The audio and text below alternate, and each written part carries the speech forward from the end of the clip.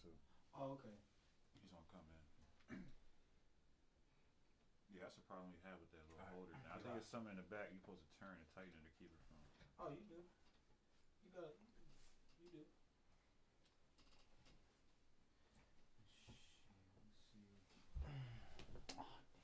Nigga, come down, bitch. No TV action in there. Nah, no TV action. Why not? No, I'm kidding. Cause we just gonna have to wing this episode. Oh, I gotta put on the headphones. Oh yeah. Should be alright. Sir, you on airplane mode. You ain't gotta worry about no distractions. All right. Let me make sure this Let me share the link on Twitter real quick. Hey yo, bear with the difficulty if you're watching right now. We setting up. Got a guest in the building. Motherfucking Dom. I work the hardest on Twitter. You know what I'm saying? Because that nigga does work hard. He's our social media manager. But, yeah, you know what I'm saying? Just bear with us for a second, and we'll be right back with your scheduled entertainment.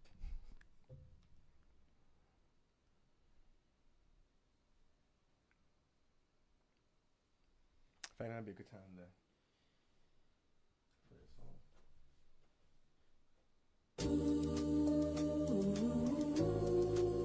J Kush, what up? Phase, Lonely Stoner, Project. It feel like a movie. Rest in peace, Kobe. I like new kicks and new clothes. I like new whips and new hoes. Feel like summer, but the flow too cold. I'll be stunting everywhere you know. It feel like the movies. It feel like the movies. It feel like the movies. It feel like the movies. It feel like the movies. It feel like the movies. Are we all in the movie? Are we all in the movie? Wake up in the morning, ask, is this real? Never trust the senses. Fuck what I feel. It's the Lonely Stoner and my vibe too chill. The beat so cold and my rhymes too ill. Looking in the mirror and I feel myself. Couple years in the game and I'm still myself. People tore me down, so I built myself. Life got so hard, started to feel like hell. Wanna kill myself, but let me stop. Emotionally unstable, so I guess I need a lie. Running low, so I guess I need a cop. Age looking short, so I need to see the clock. Swerving down the block with the wind in my face. Passenger light skin with an itty bitty waist. Bass so loud that it make a titty shake. If she fucking with me, it's gonna be a litty day. It's gonna be a litty day. I like new kicks and new clothes. I like new whips and new hoes. Feel like summer, but the flow too cold. I'll be stunting everywhere you know. It feel like the movies. It feel like the movies. It feel like the movies. It feel like the movies. It feel like the movies. It feel like the movies. Are we all in the movie? Are we all in the movie? That nigga's moaning on camera. No. Are we all in the movie? I don't know what's going on over here, but Are we all in the movie? either y'all niggas moaning or one of y'all niggas got the Rona. Making a cinematic, I'm the hero to stop all the villain that is twisting the plot. Don't you love a little bit of static? Fiend for females is a bit of a bitter habit. 40 days to 40 nights is a movie I relate to. Trying to walk 8 miles, waiting on my breakthrough. Dream a better life, I won't fail this mission. I'll put a T or reveal the way our television right the sky. Trying to find out where's my script at. And better on the offset, my music I grip that. Gotta hate that this me and think I won't flip back. Chip on my shoulder, I won't bother the chip back. Now forget it, he's more than pathetic. I school him in 2 times, so give me a little extra credit. So get your popcorn for the pair of annoying. If I'm boxing, I'm boxing away out like Oscar De La Hoya, boy. I like new kicks and new clothes. I like new whips and new hoes. Feel like summer, but the flow too cold. I'll be stunting everywhere you know. It feel like the movies. It feel like the movies. It feel like the movies. It feel like the movies. It feel like the movies. It feel like the movies. Are we all in the movie? Are we all in the movie? I like new kicks and new clothes. I like new whips and new hoes. Feel like summer, been some highs, been some lows. I'll be stunting everywhere you know. It feel like the movies. It feel like the movies. It feel like the movies. It feel like the movies. It feel like the movies. It feel like the movies. Are we all in the movie? Are we all in the movie? I like new kicks and new clothes. I like new whips and new hoes. Feel like summer, but the flow too cold. I'll be stunting everywhere you know. It feel like the movies. It feel like the movies. Yeah, what's motherfucking happening? Happy Friday. Happy motherfucking Friday, yo. Yeah.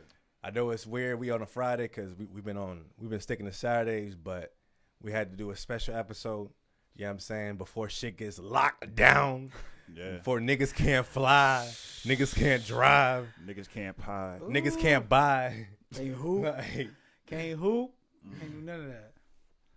God damn, man, this corona done fucked up our whole lives. You know what I'm saying? It's But alright though. We're just gonna enjoy Yeah. while we can, man. That's all. Make the best of it. so in the meantime, let's try to create some motherfucking highly offensive content for the people to enjoy during the middle of this motherfucking quarantine. Let's get Because I can imagine how much it sucks just staying at the house all day. Imagine if you in jail. You already quarantined. Yo, if you're in jail, you gotta be mad at shit. Like, just let me out. Like, I'm gonna be inside anyways. Shit. Like, some bullshit, yo. Like, and it's just crazy, like, how drastic shit is. And it's been so fucking quick. Like, one day we was good, and all of a sudden it was just like, Corona's here. Like, what? Shut The fuck everything is the down. Corona? It was all good just a week ago. People dying, huh? Ain't shit at the store. Like, whoa, time out. Flights is being canceled. Like, hey, NBA. no Oh. NBA. Two shots for that one. Oh. We on lockdown. Oh. Only essential jobs. Oh. I'm still working. Yeah. Gunshot. 3 gunshots. No extra pay. Should be getting fucking hazard pay. Damn. Hell yeah. Like, god damn, Corona done fucked everything up. Like, you know what I mean?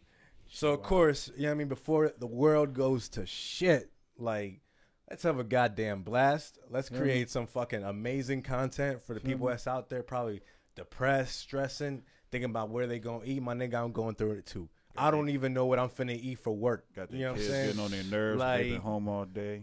Bruh. You know how much that shit sucks? Like, You got kids? no. But thank God. You know what I'm saying? Like, them niggas gonna be looking at me like, hey, you got some snacks? Like, yo, Oh, God. ain't shit there. Like, you got food? You better look for it. Like, motherfucker, like, you better go look out back. Yeah. I'm never Give- home. What y'all be doing for fun? What y'all be doing for fun? Like, what? They be like, Dad, you don't know? No, nigga, I don't be here like that. Business. Hey, what y'all be getting into, man? What I be Yeah, paying man. rent for? Tough. Man, this shit is nuts, yo. Like, and it's just like, I just want, like, I remember I used to hate my life. I used to think, like, man, I have the most boring, normal life. Like, shit sucks. I wanted my life to be a movie. I was like, this is what I want my life to sound like. Just smooth. We just walk around like, yeah, I'm about to get some bitches. I'm about to roll up. We about to, nah. Corona said, nah, we putting a shutdown on that. The whole What? 2020 just started off. fucked What? up. Kobe died. I was like, what? That's like 8 shots. That's 8. Bruh. Like 24, really. If we really, you know what I mean? yeah. Like, because they took a legend and then the Corona was here. Like, I was just like, yo, like, why? Like, the motherfucking Australia was on fire for like a minute. Barely Like, got any fucking- rain. Yeah, for a while. Yeah, for a Like- minute. There was like, yo, save the animals. They all dying. Like, I was like, shit, what can we do? You got chicks out here selling news to help the cause. She done raised over 6 figures. And then Instagram shut that shit down. Like, nah, bitch. Nah. You're not raising money. Not to help the animals. No, goddammit. You fucking no. Not the koalas. Fuck the Oh, koalas. damn. Fuck the kangaroos. Kangaroo Jack? They could burn. Like, Crikey, mates. 2020 did not give a shit. It said Starting fuck off Steve fucked Irwin. up. Yeah. It's going to get worse before it gets better. All right, let me stop with the gunshots. I know the listeners are like, yo, Yeah, it's playing with niggas' taxes. is this and a shit. drive-by? Like, What kind of podcast is this? A but little violent. you know what I mean? Like, what's happening? I just want to make sure that, you know what I mean, the people out there, they can have something to watch, something to, and not just anything to watch, because I don't want to just be just space filler. You know what I'm saying? Like, I want to make sure that we provide cutting edge content and that we stay on top of shit, that we talk about shit in a way that people don't talk about, even if it's uncomfortable. Motherfucker, we finna talk about it. That's why it's called highly offensive. If You know what I'm block saying? us, you Like, block us. you can try to cancel us, but we don't give a fuck. You know what I'm saying? Like, Really that's don't just where matter. we at with it. Like, because at the end of the day, we all inclusive. We have everybody in here. We have all sorts of guests from all sorts of walks of life, and we try to make sure that we always try to understand people. Yeah. You know what I'm saying? Because I think that's the hardest part sometimes. Like you know, looking outside of yourself and being able to like just look at somebody else's life and try to understand what they go through. And you know what I mean? Like it's hard. Like I don't understand. Like I can't say I understand the lives of everyone in the world. You know what I'm saying? Like I don't know what it feels like to be a kid in Africa. You know what I'm saying? Like a child soldier. Yeah. You know what I'm saying? Like all your life, that's all you known. And you know what I mean? Like I don't know what it feels like to be a kid in Afghanistan, fucking with drones flying overhead, dropping bombs, and you was just chilling, and then all of a sudden your mom got blown up, and you was just like, walk around with AKs and shit. yeah, you know what I'm saying? And all of a sudden somebody comes and says, yo, you want to get the enemy back? Here's a rifle. I don't know what that feels like. You got that You know what I mean? PTSD after. Hell yeah. Of course you gonna hate America. Like, you know what I mean? Like, you blew up my mom. You know what I mean? Like, I want all the smoke. Yeah. I don't know if you remember, but there was like that drone. They bombed the wedding, like shit. in I want to say Yemen or some shit like that. Like there was just a wedding of people and like 300 people just chilling, having a good ass time. About to have. We did that shit. Yeah, we did that shit. Yeah, we dropped a bomb on them niggas. Like They did that shit. and it was like, I mean, yeah, not we, like not collectively. Oh we. no. That I mean, we know who. who. We American. Yeah, we know who. We know. Yeah. You know what I'm saying? My like, bad. Not us. Not us. You Not lucky us. on that day I was acting cool. Yeah, I mean- I got time for that. But You know who got time for that? Yeah. Like it's fucked up, you know what I mean? Because like that's our tax money though that goes to that. Like, and then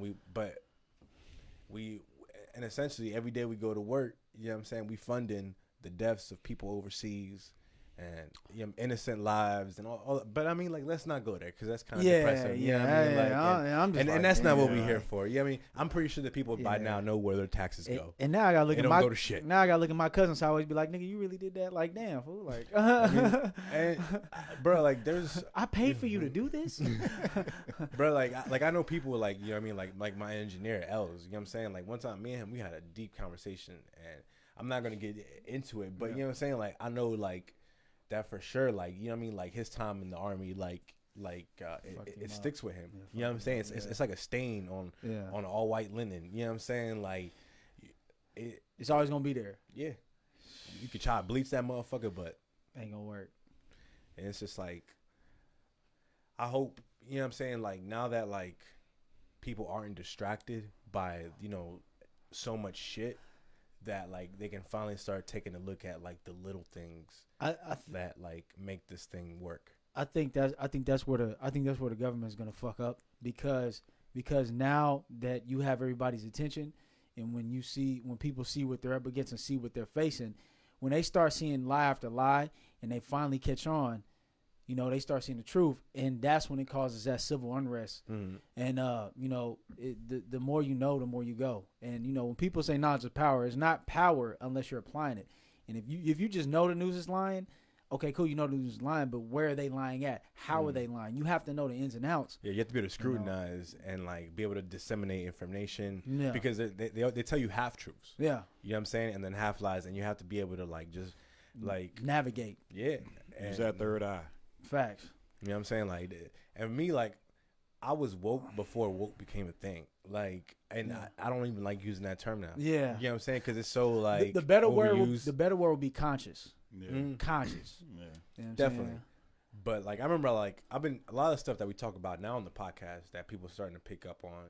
You know, back then I was telling motherfuckers like I was telling you when I was in the Navy, and you know what I'm saying, like when motherfuckers started developing riot weapons. You know what I'm saying, like it's like a microwave gun where it's like essentially like they fire a beam at you. And then like it cooks you up from the inside. Yeah, I remember you know what I'm seeing that shit saying? on the For like Discovery riot Channel. control. Yeah. Yeah. Like it cooks you up like a microwave from the inside out. Like, and it's like, and it's supposedly like they stop it before you die. You know what I'm saying? But like, So that ray gun shit in the cartoons is really real. yeah, Oh damn. they got shit that like sound weapons, like where like they can use a frequency that's only for humans to be able to like just straight up just like fuck your whole shit up and just stop you and just like in case like there was like a riot, they could just like beam a whole mass like and just get everybody to stop like what on they're some doing. big ass flashbang shit. Bruh, like those like when I said when those weapons were being developed, I was like, why? Who are we using this at? Like riot control, like that sounds like our people. Like, because I don't ever want to be in a situation where I'm in the military and I gotta attack my own people, the people that I'm here to protect and serve. Like that's what I'm here for, right? So then why would you hand me a weapon or put me in charge of a weapon that I'm gonna use against the very same people I swore an oath to protect? And see, this is one of the reasons why I have utmost respect for people who've been in the Army, Navy, Marines, you know, in the branches of service, because it's like, hey, they got my respect. Definitely, they got my respect, because it's like you really had the balls to really like go out there and do it, but some people just don't have a choice. Some people didn't go. Some people right after they graduated high school, they just said fuck it. That was me. And you know what I'm saying? And if some people got a family to provide, you know, they might have somebody sick in their family that ain't got no money. And you know that's why I never really, you know, talk stuff about, you know, black people doing it, because you know we all, even black people who are in the Army, know that you're serving a country that don't serve you. Yeah. And I still I give them their respect and I give them their flowers, because it's like, you know, why, you didn't have some people's situations is different. Yeah. You know. Well, I mean, I know, like, I don't know how it is for you guys, but I know definitely when I was, you know, in high school, it was always like either you had to be an athlete, you had to or artist, and if you weren't into that, then it was like the military. Because other than that, you were just going to go to college and be a worker for the rest of your life. Facts. And it was like, all right, well, if you want to make it, you got to take these routes or whatever the fuck. And for me, like, I was never overly ambitious in high school. Facts. You know what I'm saying? Like, I just was a kid. Like, I just want to go to school. I wanted to flirt with some girls. I want to hang out with my friends. Yeah. Fucking, and then go home, watch some TV, and, you know, make a little money, go do whatever the fuck, and that's it. Yeah. Like, I wasn't thinking like, yo, I know where my life is gonna go, so I want to be this, and therefore I'm going to college and study this. You know what I'm saying? Like, I didn't. My parents were strict as fuck, so like I never like I didn't go to basketball. I didn't play basketball. Like, I didn't play baseball until my senior year, and it was already too late by then. I was trash. Yeah. And we had Dominicans on the team. You know what I'm saying? Like, all they do is play baseball. Yeah, they starters. You know what I'm saying? Like on the Yankees, like a bit. Yeah, like I'm pretty sure like a couple of my niggas made it. You know what I mean? But it was like, for me, it was like, all right, well, I didn't have anywhere to turn to, and it was like I wanted to like for me, I was stuck with my parents, overprotective ass parents. So I was like, no, I'm out. I'm gonna join the military. Like, this is just the way to go. So that's what I did. And then while I was in it, then it was like, nah, I want something more. Like, I found like I wanted like a calling. Like, I wanted to be a writer, so I wanted to go to school, and I got out. And for journalism. No, I wanted to write movies, books. Okay. Graphic novels. Just like all sorts of tell stories. Like, I was always a storyteller. Like, I was a lying ass kid. If I'm really gonna be honest, I wish I would have had that skill. I was just say you like using your creative side. That's all. Yeah, I mean, but I didn't understand how it would apply later on. But when I was a kid, I was just always lying and telling stories. Like, I don't know about y'all. Y'all was never like that. Like, where y'all was like always like. I remember you could ask my little brother. Y'all. Like, I remember I told my little brother, like, when we was a kid, and my sister, that my middle school had like a wrestling league, and I was part of the wrestling league, and I was like one of the champions, and I was getting all the bitches at school. Damn. All kinds of like. I ain't gonna lie. If you would have told me that shit as a kid, I'd have been like, damn, for real? I'd have been like, oh damn, I would have believed the hell out of you. Yeah. Oh man. There was some gullible ass kids, and I was a little lying ass nigga. It was a lot of cat. It was a whole lot. It was a whole lot of cat. That was a fitted cat. That was a snapback with the he had his own patches on that hoe. That's how creative he was. Hell yeah. That's when I started writing some stories back then. Like, I remember I wanted to be a writer. I knew early on, but it was just like I never thought like I was gonna. It was a viable career. Yeah. You know what I'm saying? At least not for me. So I was just like I ain't no Stephen King. You know what I mean? So I was like, all right, well, I'm gonna join the military. And then I wanted to chase my dreams. So I was like, all right, well, let me get out, go to college, learn how to perfect my writing and my craft, and then maybe I can one day write a movie that's gonna fucking change the world or some shit. Right. You know what I mean? And then like when I got my laptop from the school, it has all these apps on it. It has GarageBand. It has So I started making music. And then before I know it, like, it was like a mixtape after mixtape after mixtape. And it was just like, damn, I kind of like making music. Like, Hell yeah. so, you know, like, but I wanted to, like, it's hard to make music for this audience now, right? Like, in the sense that, like, for example, like, when I started making music, like, you know, I was recording at home in a room with a shitty ass mic off my MacBook with no fucking soundproofing. There was birds chirping in the background. Just getting it out the mud. Chirp, type chirp. shit. You know what I mean? Yeah, Like, yeah. you get all kind of feedbacks and shit. Hell Like, yeah.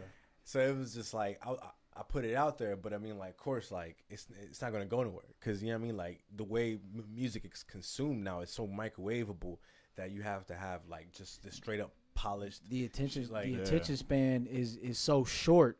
Like that's why you see a lot of artists that drop project after project, and they really have no real label behind it because they don't know if the shit gonna flop or not because it was just thrown together.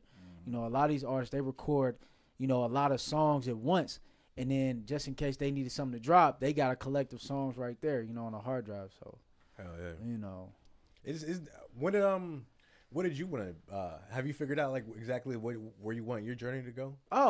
Yeah, well, since I just graduated, I got my I got my degree in kinesiology, so I was gonna get my master's in exercise science and get my CSCS, which is a certification to be a strength and conditioning coach specialist, and basically just have my own facility, and then also as far as the music lane, because I want to do different lanes. With the music lane, that sounds like some baller shit. Oh yeah, that's how I'm gonna be a multimillionaire. So I gotta have everything. So for the music lane, I want to be a tour manager.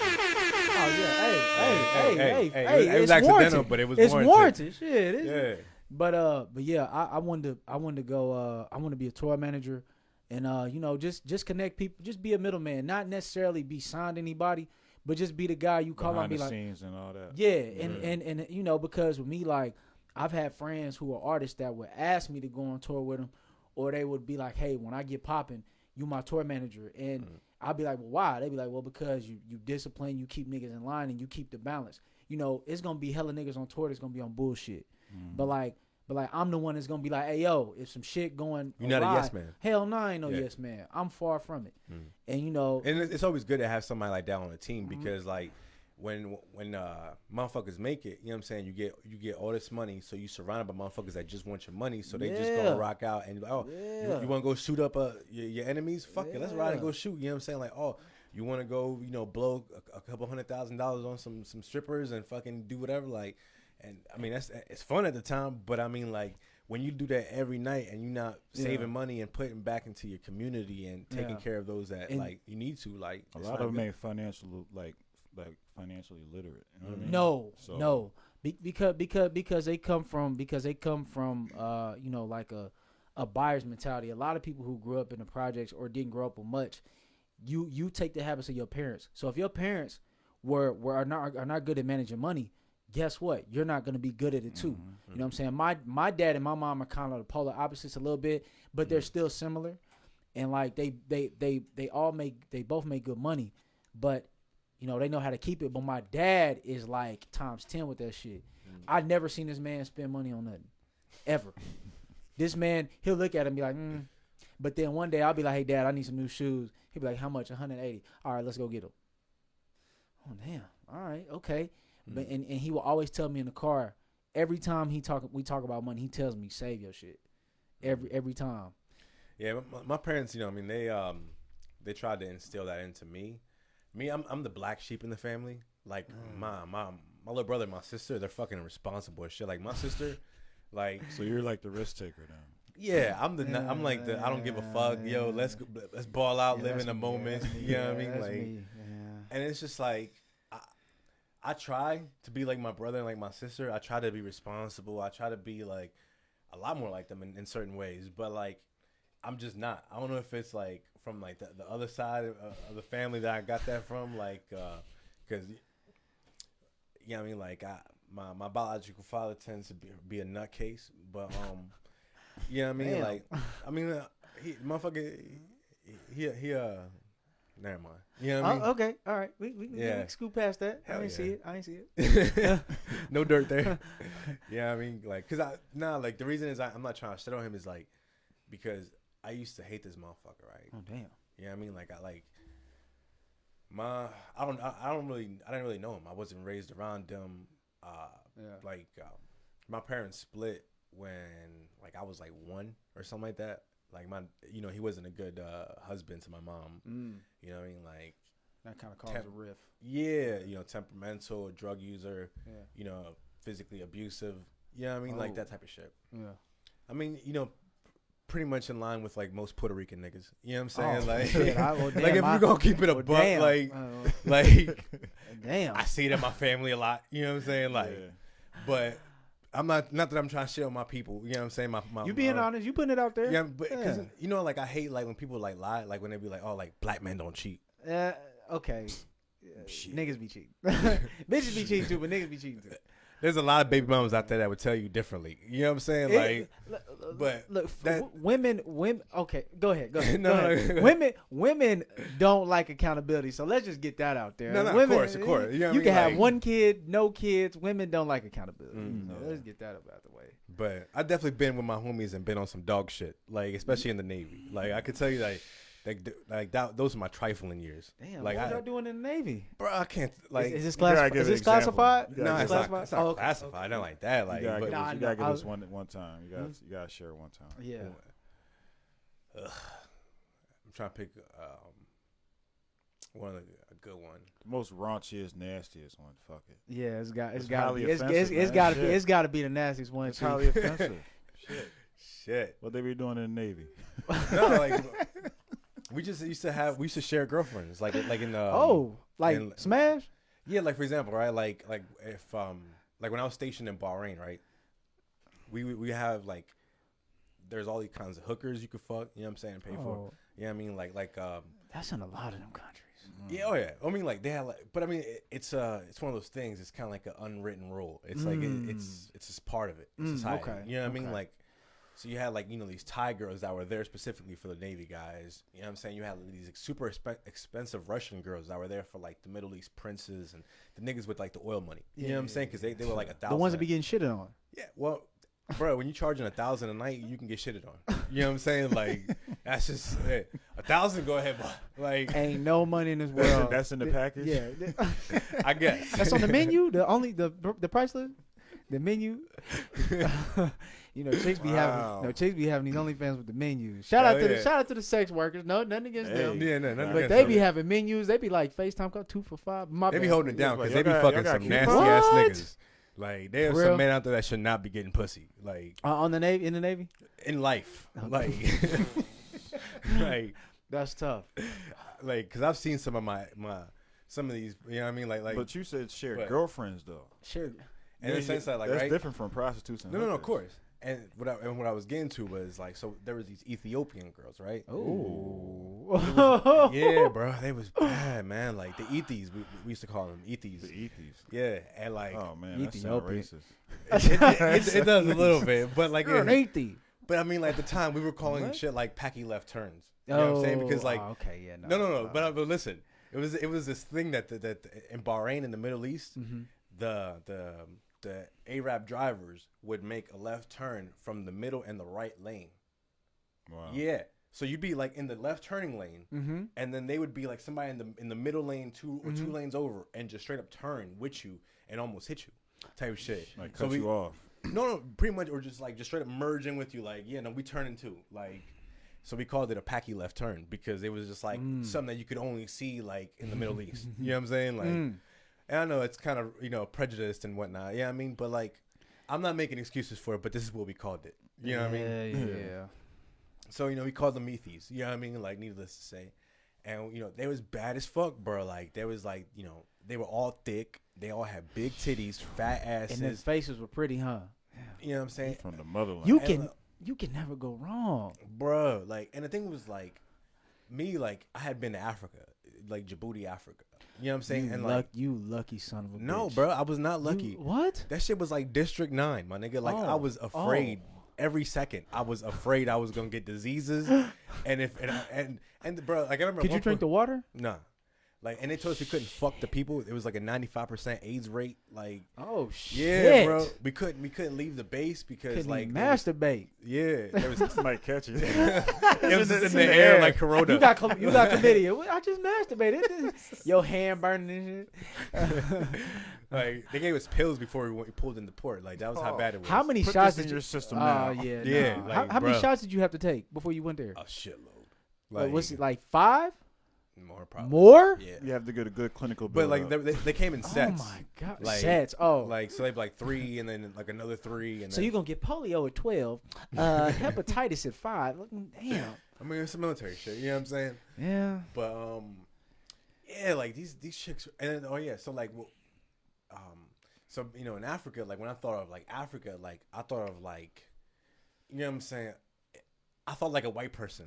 You know what I'm saying? Like just like Wow. You know what I'm saying? No, because like I've never been You to felt Africa. you thought it was felt gonna be how privileged. you see it is on TV. You thought it was gonna be. Yeah, like, like Uh-huh. dudes coming out in like, you know, damn near butt naked. You know what I'm saying? Huts. Yeah, you know what I'm saying? Flies Like, flying across them and shit. Yeah. and not just that, but like dark as fuck on top of that. Like Mm. black, like Wakanda black. You know what I'm saying? Like, you know what Oh, I mean? because Like, they ain't got no electricity. like Black Panther black. Like you know what I'm saying? Like, Yeah. so it was like that's what I was expecting. So when I ran into like these Ethiopian girls, like they were like yellow bone, like bad in the motherfucker. Like, and it was just like, y'all from Ethiopia? Like, I was thinking like, yo, like y'all don't even look African. You know what I'm saying? Like, and I know that like that don't sound right. But like that at the time, like at that age, like with my current worldview and knowledge that I had, I was like, Without social media, basically. yeah, well, not even just social media, For but real. like I was just pretty much like, you know, I'm an American. You know what I'm Yeah, saying? Like yeah, it's not like we yeah, study yeah. geography, That makes study other sense, people's yeah. cultures. Yeah. You know what I'm saying? Like we just give a fuck about ourselves. We just show up in people's country and we're like, we here, we America. We Like- finna bomb you. or fuck your bitches, one of the two. You know what I'm saying? Like, but you know, so you know, we had these Ethi girls out, you know, beautiful as fuck, and like, you know, so like they would be like your kind of girlfriend. Like you'd be stationed out there, and then if you didn't want to like, you like let's say pay for like a random prostitute, you know what I'm Yeah. saying? Like you would have your little Ethi girl, you know, she might charge you like for like her cell phone or like a cab ride to come to your crib or something like that. But that's all she really charged you for. She fucked with you because she really fucked with you, not Yeah. because like it was like really a money, you know, transactional. Yeah, thing. yeah. You know what I'm saying? So like, but we were there for like 5-month deployments. So like, motherfuckers would have a chick, and then like, oh, he about to leave. I got dibs. You know what I'm saying? Like, and then they're like, Let's draw straws. yeah, like, I remember, there was this one bad Ethi chick. I forget. I think her name was like Rita or something like that.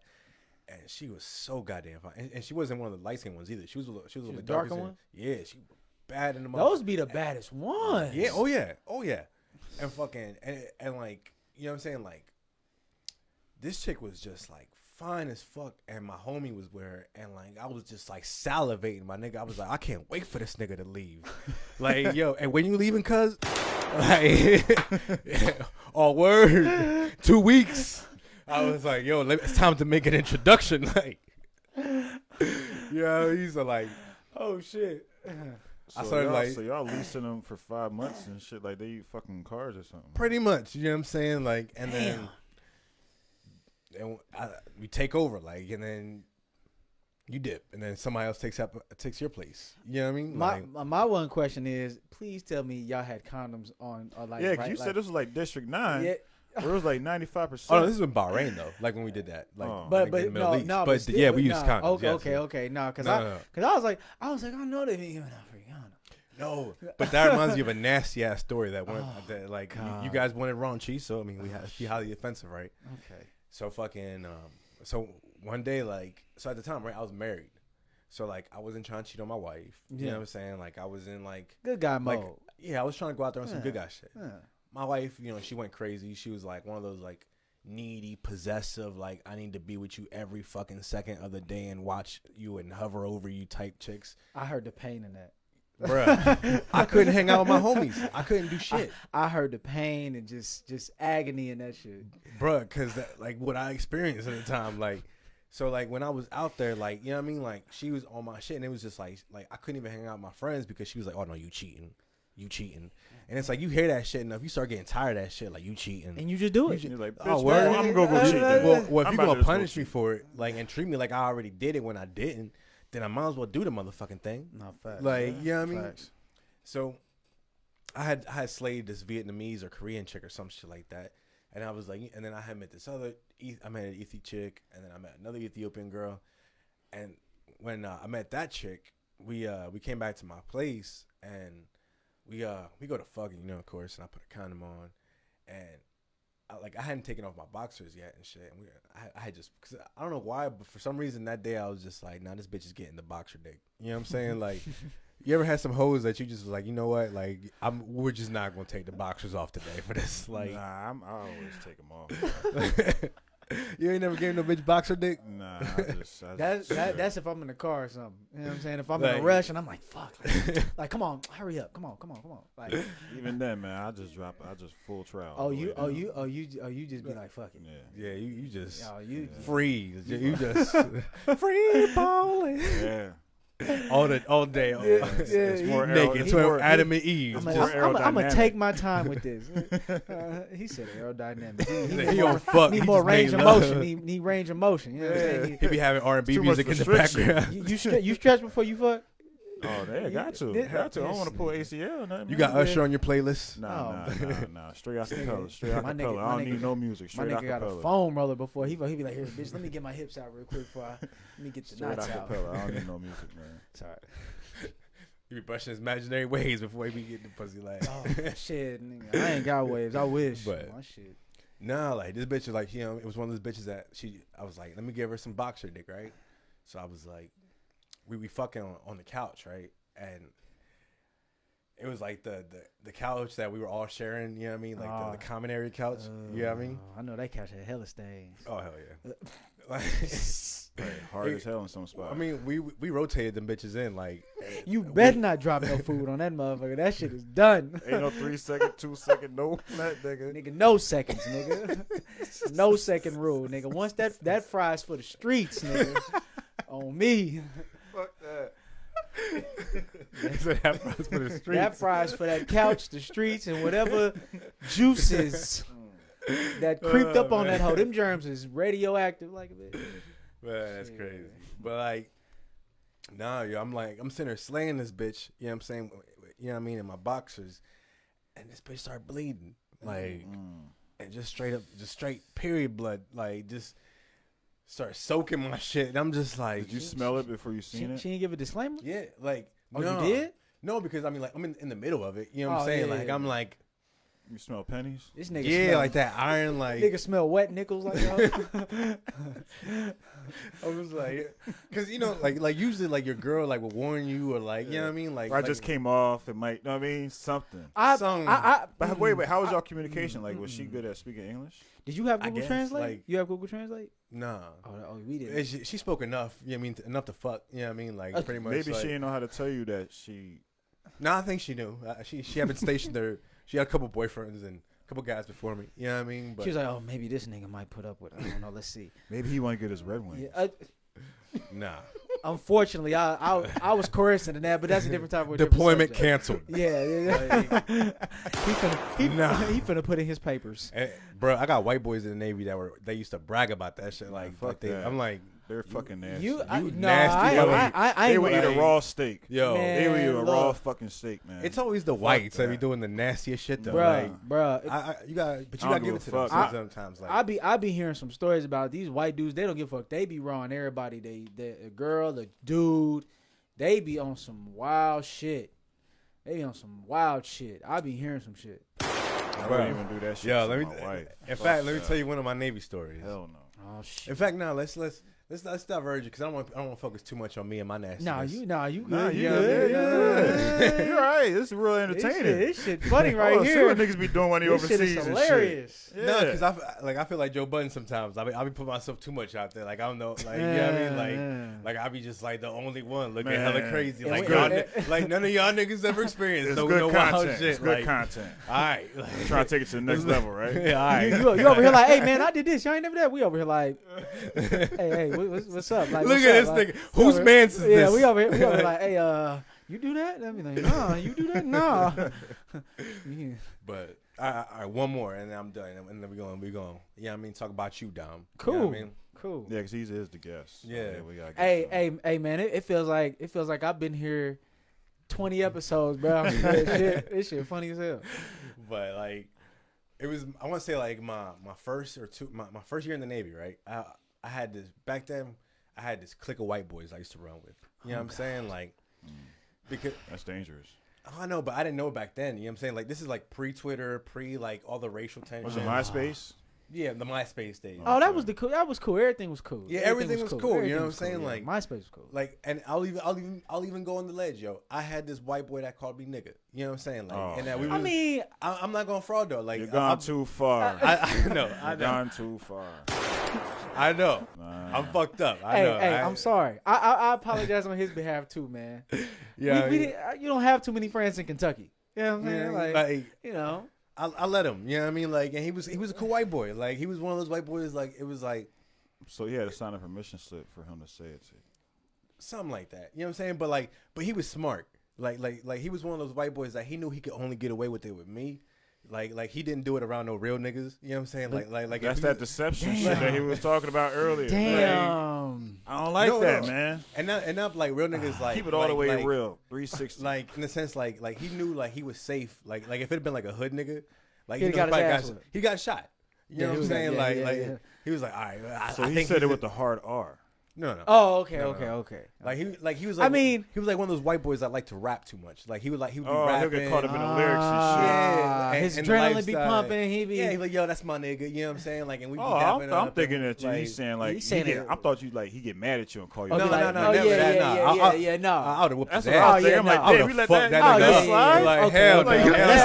Hell no. We slide on this a nigga. motherfucking white boy. We gonna slide on this nigga. Nah, we like trust and believe, bro. Like, all right, yeah. I'll be riding on some shit like that. You know what I mean? But that was just like the homie that we would freestyle together. Like we would be like, you know, like driving out in the cars. You know what I mean? Like freestyling over shit. We would get drunk. We would like, you know, fuck with girls. You know what I mean? Shit like that. Malibu's Most Wanted type. Yeah. You know what I mean? Like, you know, that was the homie we had a little clique with. It was me, him, and this country white boy, like Rob, who did not use that word. You know what I'm saying? Like, because he was country. He was from Colorado. He was, you know what I mean? Like on some other shit. But Mike, this white boy. You know what I'm saying? Like, he was this, you know, he was like, he'd be down to just do shit. You know what I'm saying? Where was he originally from? Wisconsin. That's interesting. And cheese country. You know what I mean? Like, yeah. That's real interesting. And there used to be this strip club right outside the base, like, literally, like, on the same street. Like, you would just go up the street, and it was right there. It was like Crossroads. I think that's what it's called. The hell? Yeah, it was by the Mayport base. It was just this. I don't know if it's still open, but I'm not calling no strip club Crossroads. Yeah, it sounds dangerous. it was a dangerous club. Like we weren't allowed to go there for a while because like there was like a biker gang that ran it, and like they killed like a sailor or two. Like, and so they're like, all right, it's off limits, and then it wasn't off limits, and then we went there a couple times. But one day, Mike told me he went there with this other guy named whatever the fuck, and like they were talking to the stripper. So they're trying to convince the stripper to fuck. Like, oh, yo, come back with us. You know what I'm saying? Come chill. Let's do whatever. So the stripper was like, all right, you know, I'm down, but the only way I'll do it is if you two guys make out. Whoa. No go. Yeah. They went to the hotel with the girl, needless to say. Now, when they tell me the story, they're like, oh, yeah, no, all we did was just kiss, and then, you know what I mean, we took turns with the girl, blah, blah, blah. But to me, I'm like, nah, fam. Like, I got a feeling y'all niggas was on some gay shit. When you lighten it up and trying to brush something under the table, like, something worse happened than what was supposed to happen. No, I'm not, you know what I'm saying? Like trying yeah, I mean, make fun of him because if he did some shit like yeah, man, that's on him. You know what I'm saying? I'm not, it's not like that. But like, it was like, you know, the irony was like, you know, this guy, a straight guy, you know, trying to pick up the stripper and, you know, ended up in a situation where he had to do some gay shit to get the stripper to go back with him to the hotel room. You know what I mean? Like, did she charge him? I don't know, but it was just bitch, like that better be the price. Not saying I'd do it, but I'm saying for them, I'd have been like, bitch, that better be the price. Hell yeah, yo, like, cause I mean, I wouldn't have done it, like, cause I'm saying, because for me, I'm real fucking desperate. Your pride is on the line. That and if a bitch gonna ask you to do that, she probably gonna ask you to do more. You know what I'm saying? Like, because she probably a type of chick that's into watching dudes do shit. You'd be surprised. You'd be surprised. I've met some Like, freaky women in my life, and a lot of them, some of them be like, yeah, I watch gay porn. I'll be like, and some will be like, yeah, I eat a dude ass. I'll be like, what you nasty got? bitch. Let me just smash you real quick and dip. I'm not. I don't. This bitch too freaky. Like, that's some freaky ass shit. Like, you enjoy, and like, it's women I know who get off to that shit, and I'll be like, yo, like, what do you really get satisfaction? They'd be like, yeah. I'll be like, oh, bro, my ex-wife tried to put her finger in my butt. Like, what? Yeah. What? Like, she attempted that? She really attempted that shit? She didn't tell you. Oh no. She didn't tell you. She just went for it. Yeah. She in the ain't middle give of you, some head. she, like, she ain't make you sign a sex contract, like a permission slip. Not a disclaimer, not a Oh, warning, no. not a hey yo, like I'm, you know what I mean? Like a clause before your day, like I might stick my finger in your ass. Yeah, she didn't even What? like. That bitch was just ruthless with it. Like, bro, I felt violated. Like, What was your reaction? Because I would have probably reacted like punch her in the forehead or something. No, I shoved her the fuck off and cussed her out. But then afterwards, like, I kind of just like went in the shower and I was just like, I felt dirty. You had to wash that dignity off, bro. Yeah, God, like I damn. felt like I felt gay. Like I was like, yo, like He was crouching in the crowd, just letting the water run on her like this. She did make me feel like a man. Gotta cry it out. I would have felt the same. I'd be like, bitch. I felt so emasculated. But I mean, like, she was just an info. You know what I'm saying? Like, cause we did some nasty shit. You know what I'm saying? Hey. Together, like, and you know what I mean, she was like a nasty chick, and She liked her ass played with. oh yeah, she liked all kinds of shit. You know what I'm saying? Like, the I'm not typical. into that shit, It's women. I would do certain shit depending on if you was my chick. Like my ex girlfriend, we'd do certain shit. I wouldn't have nothing done to me, but it was a lot of shit she wanted to her. So I'd just be like, I mean, it don't really get me out, but if it gets you out, fuck it. I'm not really tripping. You know what I'm saying? well, see, like, the thing is, like, right, well, at least with me, like, I meet some wild women, like women usually with issues, like daddy issues, or like I got touched issues, and you know what I'm saying, like, and I feel bad for them. They're the toxic one. They are, but like I'll be toxic with them. You know what I'm saying, like. I ain't gonna lie. You know what I'm saying? It's like it just multiplies, it amplifies. Yeah, shit. and then we just Oh be my on this God. like toxic wave where like we be fighting, but we have some good sex, and it's just like The angry, that's why it's toxic. Yeah, That's because why y'all it's be toxic. mad. Y'all be mad. The energy goes to that. hell yeah. But the sex be good though. That's the only time. Yeah. That's the only time That's y'all why- compatible, huh? Pretty much. Yeah, Like, it's- Damn. it's but not toxic. really though, That because I is mean tough. like with my ex-wife, we were cool at times. It's just that like with her, like she was really fragile, like with her trust, and like she had been through certain situations, and like It triggered her if you did certain shit. yeah, That makes sense. and you know what I'm saying, like, you know, she had an abusive baby dad, you know what I mean, like, so it was, them See, like, man, them be the there's ones. There's Yeah. a lot of women that have a lot of like trauma and shit, man. And it's a lot of trauma that they haven't dealt with, and you can And they tell. haven't like talked about and brought it up, and And then when they finally do say it and they bring it up, it's like it's a mess. It's a mess. And I've heard some horror stories, bro. Like I was talking about it yesterday. I was tweeting it yesterday. Like, you know, I won't say the person, but somebody had told me, you know, that she had been in a foster home where they were recording child porn. oh shit. Yeah, like, bro, that broke my heart, man. Oh damn. Like, and I mean, I've heard of women getting raped. Like, you know, somebody told me that they've been raped. That they were in New York and they got like raped at knife point. You know what I mean? Stuff like that. Like, Oh damn. you know, some fucked up shit like that. Yeah. But I mean, like, to be in a foster home where, like, Yeah. bro, like that shit just hurt my Yeah. soul to hear. Like, because Yeah. you can only imagine then, like, the life that you know what I mean, like how drastic that changes. They gotta your live with life. that shit, bro. Yeah, like, how many different kids that went through that shit? Nigga. And a lot of you know, people don't understand genetics too. Like when you have that trauma, that shit's passed to your child. And you know, not to be on some deep science shit, but for real, like it's a thing called epigenetics where you have certain reactions, certain triggers. Like with black people, when we see the police, what's the first thing we do? We look, see where it's coming from. White people, they probably won't react to that shit. But like when you have a woman who's not even a woman, just a person who's been through all that shit, it goes to their kids, man. You know, the depression, the anxieties, all that shit. It's reactions I noticed, you know, that my mom would do, and I'd be like, damn, I would do that. Like the fuck, like Like, or you know how my pops are. So it's different, bro. And them women, them type of women, you know what I'm saying? You know, they need love, man. Tread lightly though. No, I know. Tread lightly. Because I mean, like you know, like certain you know. They be abusive or, but they also got to share that up front too. You know what I mean? Like they will have to let you know how they are, so you know how. You know what I mean? Facts. Too. Like they can't be ashamed of it and all that. But see, a lot of women don't know how to express that because they hold it in. Because if you tell them something and you're like, well, this is what I went through, they might think it's gonna scare you off. And me, that shit don't scare me, and it probably don't scare y'all either. But like with me, it doesn't scare me. And when they finally, you know, bring it up. And I'm like, well, why didn't you tell me that from jump? Because I would have approched you a whole different, different kind of way. I know how to, you know what I'm saying? I mean, work around you and shit like that. Like, I know what triggers you and what don't and all that shit. You got to know that shit. I know this is a fucked up question, but what scares you away from pussy? Like, I mean, there's not been many situations where, like, I was like, I'm not fucking this bitch. Like, overbearing right off the rip. I mean, like, want to keep texting all day. I mean, like, as soon as, like, even, like, you might just hit it, right? The next day, she want to keep a whole conversation the whole fucking day. Like, bitch, I gotta work. I drive. God. Like, that's the I can't. Like, come on. Oh God. I don't know. I'll be ghosting some randoms for just no reason.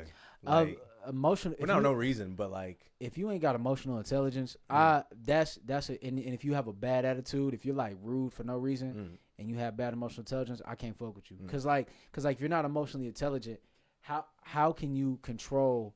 You know, your feelings. How can you how can you differentiate logic versus emotion? Yeah, how can you identify how you're feeling? You know what I'm saying? And how, and like with women who are just rude for no reason, like you just ugly. You're not even ugly as a person. Like you ugly like within. And that just makes you unattractive off rip. And I've shut bitches down because of that. I'd be like, not bitches, I'm sorry. Females. That's the bitches. Like, keep it 100. Highly offensive. If she rude for no reason, she's a bitch. But I've told women, I'll be like, yo, like you being rude for no reason, that shit ain't cute. And they be like, oh, so you don't want to fuck with me? I be like, hell no, I don't want to fuck with you. And I've turned down some badass women. Yeah, that's the thing about it. Like you see, like, damn, she look bad, and you sit down and have a conversation. Personality shit. And you find out like in 5-10 minutes. Like nah, what? Yo, and it's crazy because like you see that like in a microcosm even more on Twitter, like online when. You know, dealing with these OnlyFans girls, or like, you know what I mean?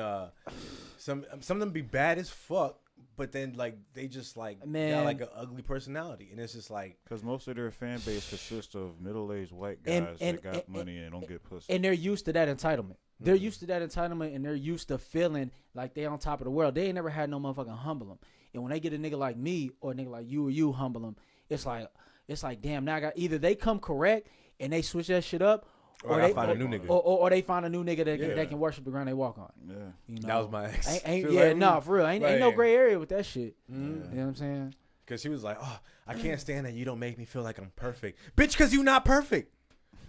I'm not going to lie to you. No. Like, stop being a bitch.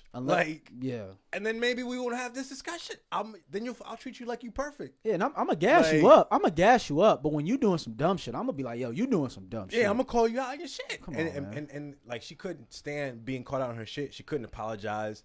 She couldn't never be like, you right. You know what that is? You know what that is? That's because they've never had anyone in their life hold them accountable for anything. Yeah. And they and those are some of the worst people that get on my fucking nerves. Those people ain't grown. You know what I'm saying? Just own up to your shit, bro. That's the thing, like me, like I'm always been upfront, like about like myself and like that. I mean, you see it on Twitter. Facts. You know what I'm saying? Like one thing I can say about you that you be on Twitter, you really don't give a shit. That's why we had to get another page. But you know what? But you know what though? I like that because not too many people stand on their shit. It's okay to change it. I tell people all the time, it's okay to change your point of view and whatnot. And you may change your point of view, you may change it, but like as long as you stand on your shit, you got my respect. And that's one reason why I have respect for you because I'm like, man, this nigga be. I look down your Twitter, I'll be like, oh, he finna get suspended. God damn it. Oh, he making me do my work. Shit. But nah, it's cool though. I like it though. Stand on your shit. Well, I mean, since we went to like. How long have we been following each other on Twitter? Man, I don't know, bro. I can't keep up, you know. It's been like a couple of years. Like, damn, for real? Yeah. See, you got to forgive me for that because it's people who come up to me. And there was a dude that came up to me one day. And this is typical. Where if I'm in the airport, if I'm in a grocery store, Not saying I'm famous. I'm not. I'm regular nigga. Regular nigga. Let me put the regular. Oh, he think he's a celebrity now. He big now. Look. He Twitter famous. Look. Oh my God, I get that. I get that when I'm in Dallas, when I'm in Kentucky, when I'm back home, and nigga, the second I get in Atlanta, I'm gonna lose my fucking mind. But no, like, but it was a dude that came. It was a dude. Shout out to Highly Offensive for getting a celebrity as a guest. You know what I'm saying? Hey, relax. No, hey, you're too kind. But no, like. It was a dude that came up to me and we was at the gym and we was finna hoop. He was like, "Hey, bro," he was like, "You Smitty," and I was like, "Yeah, what's up, bro? Like, what's going on?" Shook his hand, and he was like, "Bro, I've been following you for like 5 years, bro, and I finally met you." And I was like, "Huh?" He was like, "Yeah, bro, you cool in the hoe, bro." He was like, "Man, you be saying some wild shit, but like you cool as hell." And like I used to tell Twitter stories, and like they were real stories. They weren't no fabricated shit. And he told me one of the Twitter stories. I'm like, "Damn, you remember that?" And he was like, "Yeah, bro." And like people tend to remember me off two things. The Twitter stories that I would tell, it'd be some wild shit. Like your shit, it'd be just like that. And I would describe it to the T. Or it would be me being known as a trainer or like a model, like a trainer / model, but I don't model. So it's like it was weird. So it's just I do remember that phase. Actually, now that you bring that up, phase. What? like he said that phase. Nah, yeah. Because I seen you go through like different stages, like where I can't remember like what you were on when I first started following you. Probably like on that story shit. Because I remember like when you were in college and shit like that. What college was I at? I think like over by UNT or something like that. It was UNT. Yeah. UNT. But like I don't think me and you interacted like that. Like it was like I would see some of your tweets, maybe like retweeted or something like that. Like and like I don't think we ever really like really talk much because like I was always like on some wild shit and I always like you post some what? Huh? Can I do the phone? Oh, my bad. Oh, yeah. Oh, my bad. Okay. I ain't Go ahead. But I remember like I would see some of your like footage from you in college, like at like some parties or some shit, or like I remember the one where you was feeding that chick. Was it like some chips or some cheese curls or some shit? Like it was a Cheez-It. It was some Cheez-Its. We was on a boat party, and it was a girl named should I say her name? No, you gotta say name. Okay, no, I ain't gonna say her name. But she was thick as fuck, and I wanted then a bitch, bro. I wanted to crack her so bad, and my dog and she. Oh, you didn't? Man, hell no, I didn't, bro. It was times I shot at her so many times, bro. And I'll be like, "Oh, like, you going to this party?" She'd be like, "Yeah." I'll be like, "All right, I'm gonna see you there." And like, she would roll me up in Texas means like, like dance on me. You know what I'm saying? And so, she was dancing on me, and I'm like, "Yo, like, she got a fat ass," and she like, I had some cheeses. I'm like, "Man, I'm knocking these motherfuckers down." So she's like, "Let me get some." I'm like, "You got to twerk for it." She was like, "All right, bet." And she started dancing on me, so I just started feeding the bitch cheeses. I'm like, "Here you go." People on Twitter, they sensitive talking about, "Oh, you gave her Molly? Oh, you giving her a drug?" I'm like, "No, bitch, no." But I was partying like a motherfucker. I ain't gonna lie. When I came to UNC, at first I wasn't, but I was partying like a motherfucker. Oh, I bet. You know what I'm saying? Like, it's Texas, you know what I mean? College. The women, the beautiful women. The beautiful women. Oh, my God. I could only imagine, bro. Because I was living in York, up until high school. Yeah. And then I went to the Navy, and then I came back. So, like, I know this is going to sound kind of conceited, but, like, these bitches here ain't shit. Like, compared to, like... That's not conceited. You telling the facts. I was saying, compared to, like, different states, different countries. When you traveled, you know what I'm saying? You see the best of the best. So, like, for me, it was just, like... I remember, like, when I would see, you party on Twitter, I'm like, yo, this motherfucker living it up. Like, he really famous out there, like, in these streets. Like, but... And you're just like a lot of people that say that, and I just laugh because I'm like, bro, I'm just having fun like you, and I tell people that, and they're like, and a lot like I was telling you earlier, a lot of people when they first meet me, they're like, man, this nigga an asshole. Like when they see me on Twitter and they see my tweets, they like, especially a lot of women, a lot of dudes, they don't really be on that shit because a lot of them ain't on no emotional shit, but like a lot of women will be like, I thought you were just such an asshole, and I thought you were conceited. That, I still think you have hoes, and that's the one. I hate when bitches say that. They be like, you got hoes, and I'll be like, how do I have hoes? Well, you got bitches in your mentions, but but you still on my dick. But nah, it's cool. And you got niggas in your DM. Yeah, you know what I'm saying? Like you, So what? You know what I'm saying? Like okay. But for the most part, like it's cool because the most rewarding thing about meeting people off Twitter and social media is that, you know, you get to match a profile with a face. And like I don't remember a lot of people who I follow, you know, because I just have a big following. And so, you know, when I be like, yo, what's your ad name? Maybe like, oh, it's so-and-so. And I look, I'll be like, oh, yeah, we follow each other. That's what's up. And I'll be like, fuck it, let's take a picture. Like, just, not on no fan shit like, hey, you're a fan of me. No, it's just like, hey, and I'll even post it on my shit. If they want me to, I'll post it on my, be like, yo, like, let me post this shit on here. You know what I'm saying? Because it's like, you know, why not? You don't know what that person end up going to be in. You know, you might need them one day. So, you know. Word. You know, that's just I mean, it's great. I mean, take a look at us now. You know what I'm saying? Like, how now you're my social media manager for the podcast.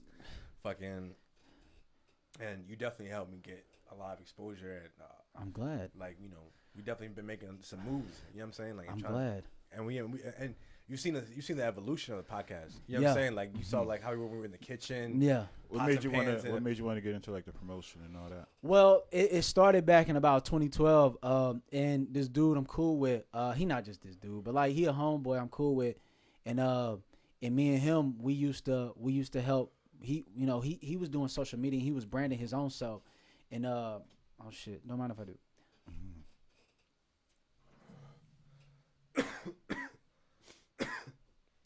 But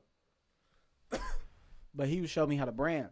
I wasn't in school at the time. I just got my I just actually got out of school at NKU, and I dropped out, and I wasn't really doing shit. I was just hooping for real. And he was like, man, you need to do something. I'm like, well, what do I need to do? He was like, man, just get on social media, bro. He's like, you ain't got no Twitter? I was like, man, Twitter lame as hell. I was one of them niggas. I'm like, Twitter lame as hell. I was trying, you know, we was just getting out the MySpace, and then I was on Facebook sometimes, but I wasn't on there like that. So I wasn't really on social media, but that's when Twitter had just got popping. And I was like, man, I'm not doing this shit. So he showed me how to brand. He was like, look, bro, I'm finna show you how to get hella followers. This nigga had like 90-some K. And I said, damn. I said, how'd you do that? He was like, man, I'm finna show you. So he grabbed my phone. I made a Twitter profile, and the name I Work the Hardest came up because I'm prideful about working hard, whether it be in the gym, in anything you do. You can be a burger flipper at McDonald's. Flip them fucking burgers as hard as you can. You know what I'm saying? Work your ass off. Take pride in what you do. Hell yeah. You know what I'm saying? And so I was like, fuck it. Let's do I Work the Hardest. It just stuck. And so I made it, and he started following hella people. I'm like, bro, what are you doing? He was like, nah, bro. He was like, you want the ratio? He's like, don't care about the ratios. He's like, just follow people. He's like, just follow people. I said, all right, cool. So I started following people, and I started getting hella followers. I ended up passing this nigga up getting 100,000. And it just started being consistent, and I started sticking with it. And then I started really understanding branding when I started making money from it. You know, when I was 20, I did this MLM called MCA, MLM company, multi-level marketing, and it was direct wholesaling. And I did MCA. I made 5 G's my first month. You know what I'm saying? I blew it, but it's like cool. a dumbass. I would have too. I blew it, but yeah, it was cool, but like that's how I knew Brandon, and that's how I got into it because then I started taking Brandon to a different level where I helped Bryson Tiller get famous. You know what I'm saying? Like, and that was cool. You know, helping him. You helped Bryson Tiller get famous? Yeah, no. You know, I How did that have to expound on that? Well, and by the way, and by, man, that applause is long, man. Should I like that? Should I need that? That's some flowers. Nah, but no, like, and by the way, shout out to Bryson. I'm not one of these hating ass niggas is like, oh man, I'm not doing that because this is the first time I've ever even told people this on Well, I wax. didn't even know, so I'll be like, oh, for real? Yeah, I'm okay. interested. Well, like he's first off, Bryson's cool. I have no problems with him. You know what I'm saying? No. Nah, you know when niggas start giving love first, like yo, yeah, no, he great guy. I like working with him. He has a temper, but I mean, great guy. Great guy. Always a butt. He slapped the shit out of me, but no, I'm good. But he's cool. But shout out to Bryson, though, man. He's cool, man. And the thing is, like, you know, to say to say that I was a part of helping the first Kentucky artist, the first major artist out of Kentucky get broke was probably one of the greatest accomplishments I've had. You know what I'm saying? And I've done a lot of shit. And, you know, in my life, you know, whether it be music or, you know, not music, but like whether it just be anything, sports, you know what I'm saying, or anything, you know, that was one of the greatest accomplishments. And I don't look at that as a negative at all. And that's how some people remember me too, because I was one of the first people to introduce them to the music, because like we basically had got his studio equipment for $600, and we got in this is the time I didn't have a car. I got into a wreck beforehand, and I lost everything. Damn. And yeah, I lost everything, bro. I was fucked up. It was a wreck I damn near almost died in, bro. And you know, I made out that bitch with no scratch. That's how bad it was. A bad wreck. Yeah, I wasn't even hurt. I didn't even have a scratch on me. Okay, I told her the car. Yeah. Oh yeah. No. Yeah. No. The car was fucked up. But I, you know, I was grateful though, because I made it out, and it made me appreciate a lot more. Which sucks that you have to appreciate life more when bad shit happens sometimes. But now we got my granny had a green car, it was a green Chevy Malibu, old as shit, could barely make it up the street. And I had gotten a settlement check from that wreck. And then Stefan, he had some money, you know what I'm saying? And we put our money together, and that was really all I had for real. You know, I don't think Bryson knows that. I don't know if, you know, a lot of people really don't know that, but like that was really all the money I had in my pocket. I gave him about $300-400. Stefan had $300-400, and we just said, fuck it. Let's put it together. We drove to Louisville. We barely made it, nigga. Antifreeze bubbling out the fucking car. Like, I didn't even think I was going to make it there and back. But for some reason, we made it there with no issues. We went there, and that was the first time I met him. And, you know, he was cool. And, like, and he was a cool guy, you know what I'm saying? And, like, and you know, we were talking to him. You know, we were just having a deep conversation, man, smoking and just asking, like, yo, like, what you want to do? Who you want to sign with? Like, what kind of artist do you want to be known for? You know what I'm saying? What you want to do? And, you know, we was chopping up, and it was cool, man. It was a real conversation. And this was at the time, like, and like, this ain't nothing I'm not putting out there that's false or anything. He was working a lot of jobs, and like me, I was working at Dillard's at the time. And Stefan, I don't know what he was doing. I don't know if he was working anything, but we all three were kind of in a fucked up situation. And, you know, we figured, shit, if we just band together and we put our shit together, we gonna get it popping. And we ended up going to Target. We got the studio, we got the table, and then we gave him the money to get the studio equipment. He made the studio equipment. You know, fast forward to it was, I don't know if it was a week or a couple days, but after he got the studio equipment, Stefan calls me. He was like, "Hey, bro." He was like, "Hey, bro, come over." I'm like, "All right." So I live down the street, so I skirted. I already can tell where the story's gonna go to, but like, go ahead. So he pulls up an email. He was like, "Hey, man." He's like, "Hey, man, I got this song you need to hear that Bryson just recorded." I'm like, "All right, let's hear it." Cause I knew he was talented, cause I heard his shit prior. Like, he had Killer Instinct 2. Like, he had hits. He had mixtape. Like, he had a song. He did a remake of Girls Love Beyonce. He did a cover for that. And, like, bitches was going crazy. And, like, he was known in Louisville and known in, like, Kentucky. But, like, he wasn't broken yet. You know what I'm saying? And he, you know what I'm saying? And we you know, we kind of figured, like, where he was at the time. And so it was just like, all right. So we listened to the song, and the song that starts playing is "Don't." Yeah. The same shit you hear on the radio is the same one we heard. We're some of the, I was one of the first people to listen to that song, and like it was dope, because I was like, because when the same version that, you know, like the same exact version, all the beat, the lyrics, everything. That's it. And like when we heard it, like our eyes lit up and we looked at each other. We were like, we're about to be fucking rich. Like, we're about to be wealthy as fuck. Like we might not be rich off whatever we helping this nigga with, but it's gonna get us there. We gonna get something out of this. No, and I'm not talking about monetarily or like oh, we finna use it. No, it was like, whether if it's a lesson, a blessing, whatever, we did some shit finna pop. Yeah. And so when we heard it, the part that really had us over was, "It's easy to see that you're fed up.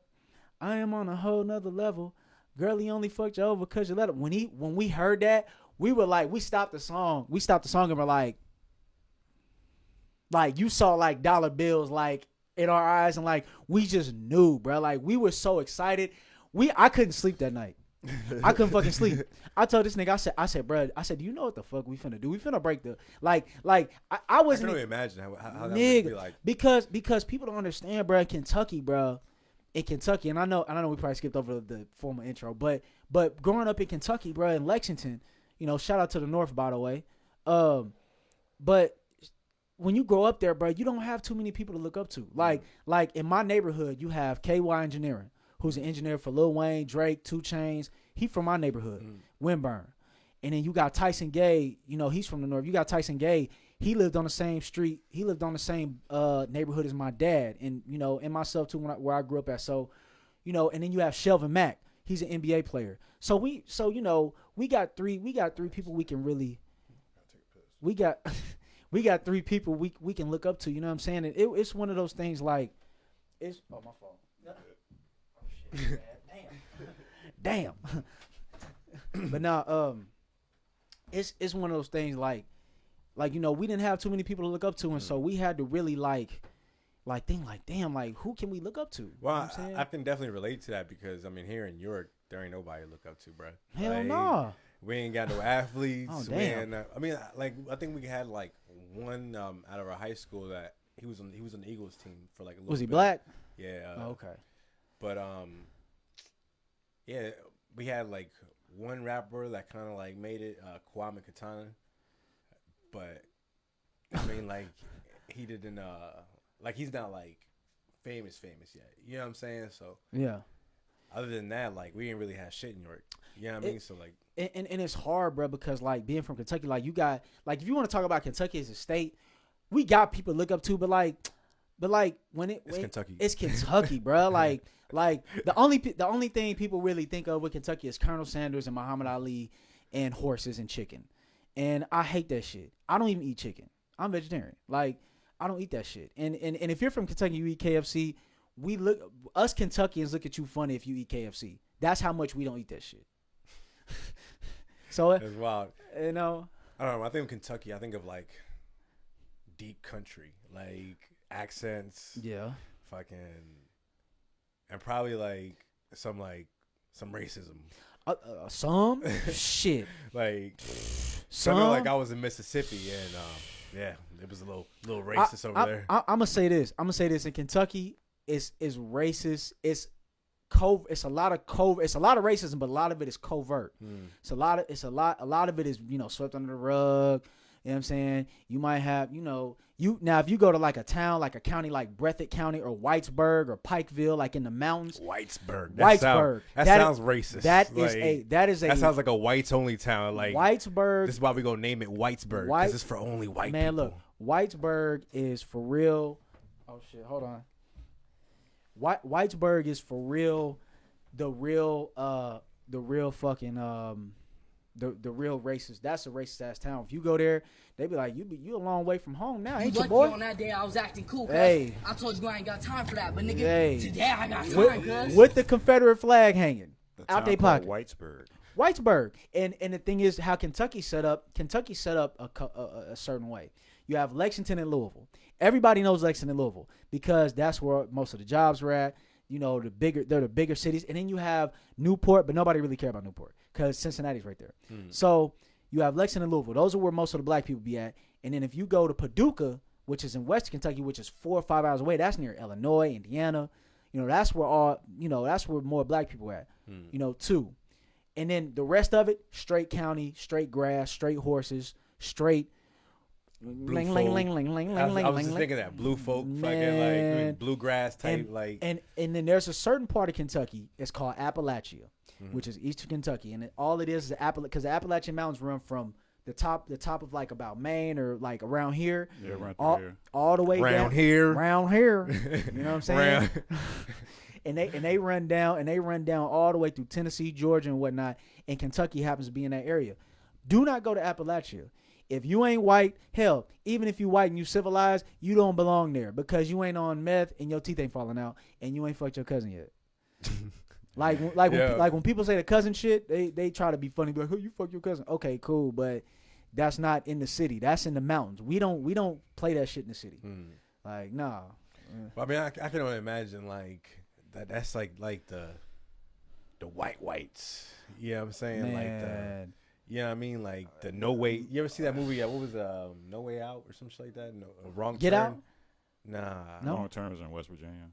Yeah, but it was like one of those where there was like some people driving and then they got stopped by like some like those whites that were like the mountain whites and shit. Oh, you're talking about like Deliverance, the old school movie. I don't know, maybe Hills Have Eyes.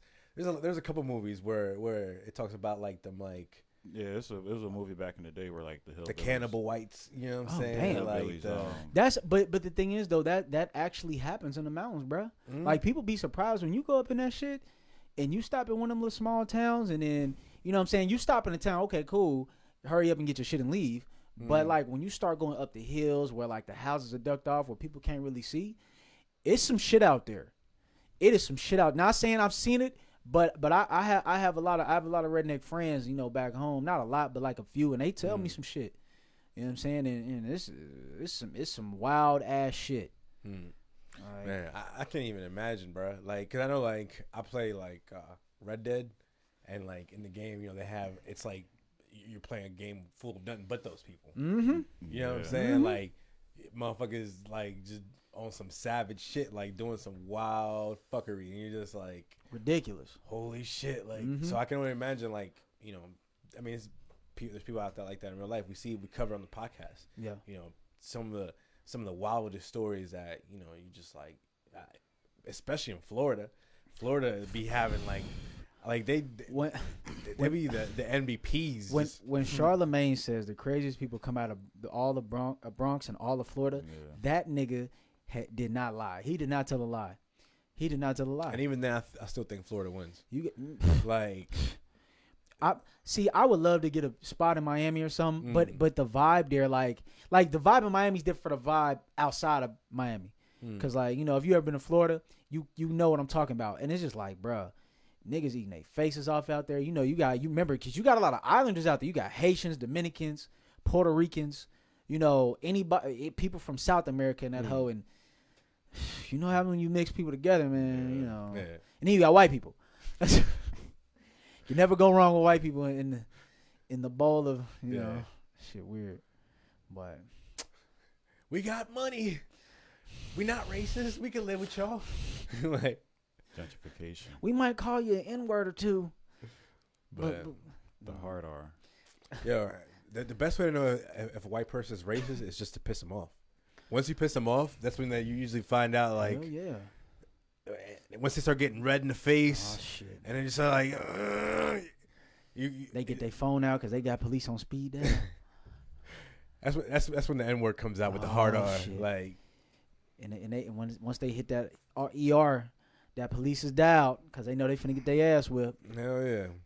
You see that video of the white lady on the flight where she was she had called the black and that black lady choked the shit out of her.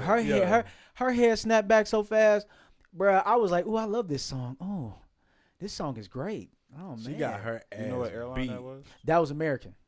It was American, and you know, you see shit like that. And when shout out to that lady. Shout out to that lady for whipping her ass. Whoever that is, I need her Cash App. I'll send her $20 just for the love. I ain't got that much money, but I'll send her $20 just for choking that bitch out. She was just like, "Yo, you done lost your damn mind." I was like, you could see, like, you could hear the in her tone, angst. like, "Oh, you fucked up today." And the funny part is, she wasn't even strangling her because the lady called her that. She was caping for another dude, and I was like, "Oh shit," because the flight attendant was black. And no, but then she had called her that. Yeah, and when she called her, she was like, "Oh, okay, bet now I can really choke your ass." I was like, "Yeah." Sometimes like motherfuckers like that need a beating. I think white people need to understand, bro. Like, you really don't understand, bro. Like if you piss us off enough, we really could end all this shit. Like, we really could. You know what I'm saying? But you know, basically. Like, we really could end all this shit. That's why when Obama ass got elected, them gun stocks, boy, shot the fuck up because them white people like, oh shit, they finna riot. Oh damn. Black president. Oh shit, black Yeah. president. These niggas is finna get us. Gonna act up. Oh, shit, Yeah. act up. That's when like white nationalism like really start taking off. Oh, knit man. You know what I'm saying? What? Like, what? the single white man is the most discriminated man in America. Man, I heard that bullshit. I said, y'all gotta be kidding me. I said, really, eat a nigga, dick, really, bro, nigga, like- eat a whole dick. Like what? Like until y'all start getting like, y'all don't know what it feels like. Real discrimination feels like. It's and when you grow up in that shit, bro, like where I grew up at, bro, you really saw a lot of white dudes really feel that way, like oh, like just they all coming for us. Yeah, they're trying to take our jobs. Trying to take our country. South Park. But no, it's just like yo, like y'all niggas is really self-conscious. You have white privilege. You have a 400-year head start, my nigga. Like Why you bugging? If any. Bro, if I'm white, bro, I'm sorry. If I was ever white, I'll be pulling every nigga out. Be like, look, you good? You need some help? Like, what's up? Like, what can I do for you? What can my whiteness help you with? Like, Not even just like, what? bro. If I was white, bro, I'd be the most confident ass nigga. What? I would just be walking around just like I'm white. You got a whole system back in your ass. I could be anything I want to be. Like, literally. President. You know what? Let me try it. You can tweet your way to the top, goddamn, and you be good. Hell yeah. And like the thing about like with those motherfuckers is like they're so connected that they can just fuck up. You could be the shittiest president, Dog. and they'll still come back for more. You ever seen a movie with Eddie Murphy when they did that bet? What's that movie? That old movie? Trading Places. Yes, bruh. That's a prime example. That white boy was rich as hell, had everything handed to him. They made his ass broke, and then he said, "Fuck it, I'ma find a way to come up." And this nigga came up with a black man. What? Like, ain't that some shit? like That's inspiration. What? And it's just like It should be a dog whistle to white people. their anger, like racist white people's anger. What makes me mad, right, is like because I've had several arguments and discussions with you know white people, and or sometimes when they say racist shit without realizing it's racist, like you know. We need to cut the food stamps because black people they Do you like to have a discussion with people when they say shit like that, or do you just be like, "Fuck that one, and nigga, you better shut your ass up"? Like, what you do? What's your protocol? It depends on exactly what they say and how they say it. Yeah. Like Yeah. because sometimes like you know they say shit like we were talking on the podcast last week. There's white people that like don't know that they're saying racist shit. You know what I'm saying? Like they and they just kind of like just like offhand like say some shit like it's natural to them. Yeah, like you know we need to cut down on food stamps because you see in the hood like there's like you know like the Section 8 babies. You know what I'm saying? Like and they're thinking, oh, it's a political stance, so I'm just gonna take that stance, and they don't see it as racial. Yeah, that makes sense. Like whereas like. For me, like it's just like first off, y'all abuse it the most. Like if you look at the statistics, and two, like y'all don't talk about corporate fucking welfare at like, all. And then it's just like me as a minority in America, like and having I haven't experienced as much racism probably as either of you in the room. Yeah, I was definitely. What do you mix with? I'm Puerto Rican. Oh, you Puerto Rican? Yeah, I'm Puerto Rican, but you not black? No, they just. Oh shit! I'm assuming like somewhere. Oh in there. shit! I didn't know that. I thought you was black. Nah, but you realize damn. like Puerto Ricans are part black. Like Afro-Latino. They're like yeah. Oh yeah. When the farther back you go in history with every culture, even like if you still go back like for example like Puerto Ricans, they're a mixture of like the Spaniards. They when they came over with the black slaves, they dropped them off. And then like they interbred with the Indians that were the natives. Facts. So like they were darker skinned people too. Yeah, like for example, like my stepdad, my little brother, and my sister, they still look like Indians, like Native Americans. You know what I'm saying? Like they got like the dark hair, dark skin. Damn. You know what I'm saying? Like my dad, when his hair gets long, he looks like another like Native American type. You know what I'm saying? Like what? Because that's like from like on their bloodline. That's like more like dominant and whatnot. I had no idea you wasn't black. Yeah, that's man. You cool as shit. You cool as shit in my book. You cool as shit in my book. And see, the thing is, like when people preach about allies, we need allies. We need allies. This is an ally, and not just on some like I got your back behind closed doors. Because there's a lot of white people. There's a lot of people who ain't black that do that shit. And you know what I'm saying. And black people will be quick to cape for another person because it's like, oh no, like. it's a person of color, which I don't agree with that term at all. I don't agree with that shit at all. People of color, I don't fuck with that shit. You know what I'm saying? That's not a term for me. But the thing is like you don't see too many people who are in your lane because a lot of people are afraid to waste their privilege. You know what I'm saying? And you know, especially white people. It's definitely, I'm like, I walk a fine line, right? As like, you should. It's hard because, for example, right, like, you know, I grew up here in the inner city, you know what I'm saying? So like I was always surrounded by, like, you know what I mean, like black people, and I was always like, you know, I was always cool with them, just like I was always cool with white people. You know what I'm saying? Like I said, I had, like, you know, like a little clique when I was in the Navy, you know what I'm saying? Like, but it's, as you know, the times changed, as social media started kind of like, you know, people started tweeting and, oh, this is racist, and oh, this is that, this is toxic, blah, blah. You kind of like had to start looking at shit with like a different lens. And then like it kind of made me examine my own life, my own privilege, like just because I'm a light-skinned Puerto Rican. Like, for example, my cousin Minguito, that nigga dark, he black as fuck. Like you look at him and there's no way. How does he feel about himself? I don't know. You know what I'm saying? Like, in the sense that, like, you should ask him that. You should be like, hey, will you ever tease, you know, with your skin? I ask people that, and it makes them uncomfortable. You know, like one of my uncles, he was teased. He's a dark skinned brother. You know what I'm saying? Ain't nothing wrong with it. And he was teased as a kid. And I would ask him, like, how'd that make you feel? You know what I'm saying? So I ask people that. I you know, why not? Because when you start digging into shit like that, you start really finding out who people really are. You know what I'm saying? Well, I can only imagine, because I know, like, me, I was always self-conscious. Like, for example, when I would go to Puerto Rico as a kid, they would call me gringo. They'd be like, "You're a white boy now." Like, so it was just like I felt like always felt out of place. Like I was never really a Puerto Rican. You know what I'm saying anymore. And then like I come back over here and it's just like, oh nah, but you're not this. Like, so it's just like it's different. I always kind of just like I said, I just walked this line where it was just like, I was just molded by the environment of the people that like I just choose to like hang around, because I always hung around with so many different people from so many different walks. Like I just gravitated I guess to black people the most, just because like, you know, we just had like similar struggles, similar like, you know what I mean, like when I was you know in a kid, I had joined like the basketball, like a basketball team, like in my like I think I was in middle school or something like that. So like I was hooping with a bunch of them from like the projects, like in Parkway. You know what I'm saying? Like, so I knew, like I still know one of them now. He's a battle rapper. You know, like he's a rapper. Shit. He had just did like a battle rap show the other day. You know what I'm saying? Like he was like, "Yo, you remember me?" Like make from it to smack it? Nah, but I hope he does though. You know what I mean? That'd be lit. But you know what I mean? Like it was just like a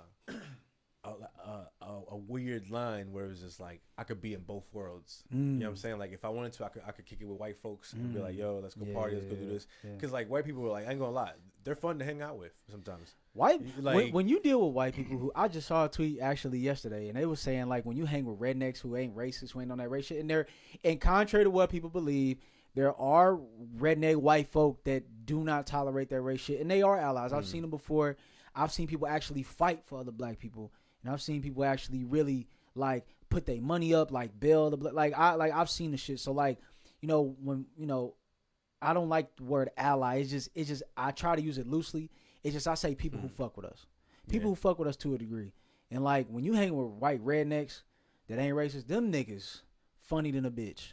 Hell yeah, they be taking you on the most fucked up adventures, cow tipping. I don't know if you're from the country, but like, I heard of cow tipping. You know what I'm saying? Like even though I'm from Lexington, I'm a city boy. I still did country shit because once you leave the city, that's all it is. It's just straight fields and horses. So like, man, we be doing the dumbest shit. It'd be the funniest shit. You know, I had cousins back in the country. I had cousins like extended family, and they would be hanging around. You know, they white friends, and they would introduce me, and man, they would take me on some shit, boy. And I remember, yo, that just gave me a good memory. Well, kind of sad though, but it was we were in the Navy. It was my first, like I want to say like my second year in. No, even probably my first year. There was this homie I went to boot camp with that he was the best drunk driver I knew. He was from South Carolina. Shit. His last name was Marlowe. Dude was funny as the motherfucker. He had that thick, South Carolina accent. Oh yeah. The best drunk driver I knew. This motherfucker, we would get fucked up, and he would just we would go anywhere, and we could just trust him to get us there safely. You know what I'm saying? He ended up getting killed by a drunk driver, and fucking What? Yeah, he was coming back from Daytona, got T-boned by a drunk driver, was on life support for like a month, and ended up dying. That's tough. And it was just like it was just like, one, the irony, and two, like, you know what I mean, like, it was just like, he was such a cool ass white boy. Yeah. Damn. You know what I mean, like, it was like just that. like Be like that. country, but I mean, he was just a cool ass fucking dude that, like, he made sure I got from point A to point B safely, no matter how intoxicated he was. Hell yeah. You know what I mean? But Hell yeah. there's always those cool ass white boys. You know what I'm saying? Like, like I said, like, I mean, them country motherfuckers, like, they know how to have some fun. And they just like, do the dumbest shit, and you be hell like, yeah. how? It's some shit you see on TV, like you know the shit you see on America's Funniest Home Videos. That's the shit you be seeing out in the country, cause we be bored. It don't be nothing to do. You know I mean, it's the same way in Puerto Rico, bro. Like, when you're on the island, like, and you just like or like by the jungle area or some shit, like you make some shit happen. No, like, for real. That's all you got. Like, you got nothing but time to invent some shit or like fuck around with the wildlife. Or, when I went to Cuba and the DR, it was very similar because you had a lot of buildings there. It was third world countries, and like all they literally did was just either hoop, play baseball, play soccer. Like, literally, that's it. Yo, you see any iguanas out there? Nigga. Bro, all types of creatures. And it was some shit. Mosquitoes big as shit. Hell yeah. You know what I'm saying? Got all them damn critters out there. It was different, but the experience was cool though, man. I like traveling to different places. I've only been outside the country twice. But being there was very humbling. And you know, especially, you know, cuz when you come back to America, you're like, damn, like water, clean water. Clean water at that. You can't drink the tap water. I wouldn't recommend drinking the tap water in America either, but can't drink the tap water. You can only shower for a certain amount of time or it's going to fuck up your skin. You can't flush toilet paper down the toilet. Now, a lot of people would think, oh, man, it's whatever. I can throw it in the trash. Shit. Wait till you actually do it. When you have to you got to take a shit, you wipe your ass, and you have a habit of just leaving it, like, you know, doing a little backhand, you know, hand off to the toilet, like, you know what I'm saying? And now you got to hold that shit in your hand. You got to look at it, throw it in the trash, and then the smell is coming from the trash can. It's horrible. And it's like small shit like that you really, like, people here really take for granted. I notice a lot of shit that people do out here. I'm just like, bro, y'all niggas don't take this shit for granted at all. Y'all That's don't just a appreciate Spanish thing, because my brother still does that shit. They still do that? Yeah, even in America with running water. That's how. Oh, well, no, like my parents, like, you know, they just have a little bag. You know what I'm saying? For real? Yeah, and they just toss the toilet paper in there because they'd be like, I don't know, bro, when we was kids, like, it was like 3 pliers, you know what I'm like they would get pissed if we were flushing because they'd be like, if like the pipes fuck up. Yeah, like they'd have to go. Made for it, though. That's what it's made for. But like, it's one of those things, like Spanish culture, like, I guess, like, you know what I mean, like, but certain things stick, like my parents, like, you know, they, like, when they would go to Walmart, they would come back, they would keep the bags and just bag that shit up and just, like, have like a fucking host, like a little George with nothing but bags. Yeah, you know what I mean, like little random shit like that. Black people do that too. Yeah, no, black people do that. Let me tell you something. This is why I say other people who come from different countries who have melanin in their skin, whether if you really like yourself, or you could be this man color, it's some similarities in the habits that we do. That's why I say we not too far off. No, we really not too far off. That's why I said, like, I always gravitated towards black people because it was like I felt like we were more similar than, like, for me, like, around white kids, I always felt envious. Like, I always saw what they had that I didn't. You know what I'm saying? Like, you know what I mean? Like, if my white friends would invite me to their crib, you know what I'm saying? They would have nice ass shit. You know what I mean? Like I remember, like, you know, being a kid, like, I'd be asking my parents, yo, the PlayStation coming out, yo, like, yo, get that for me, yeah, like, how much it costs? like, yo, come on, let me get that PlayStation. Yo, let me get that Nintendo 64. See, I ain't have to worry about that. You know what I mean? Like, I don't know that like, struggle. I had to beg my parents for shit like that. You know what I mean? Like, and then I go to I Timmy's grew up house like that too, man. It was fucking shit. and this nigga got Xbox, That's PlayStation, Dreamcast. I was that. fucking, I was that kid because I like growing up. Like I had everything. Like I had both my parents took care of. Even when they went together, they still made a way. My dad, I didn't live in the same state as my dad, but he still, I'll see him, every holiday, every summer, and I'll spend my summers with my pops. And during Christmas, he would give me gifts because my mom would be like, "Oh, I'm so glad I ain't got you Christmas." I'd be like, "Damn," but now like I would go home and my dad would have a ton of gifts and he'd be like, "Make your list." He'll be like, "Make a list," and literally I'll have these long ass lists like as a kid, and I'll write that hell in cursive. I'll be like, "Here you go," and he'll get damn near everything on that list. He'll get to the T.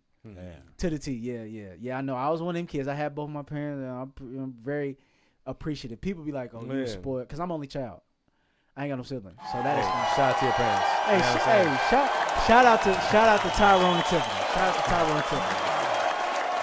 I know, like definitely, like when I would hang out with some of my white friends, like I would just feel like envious as fuck, and I'd be like, "Damn, y'all got all this shit, and then I gotta go back home."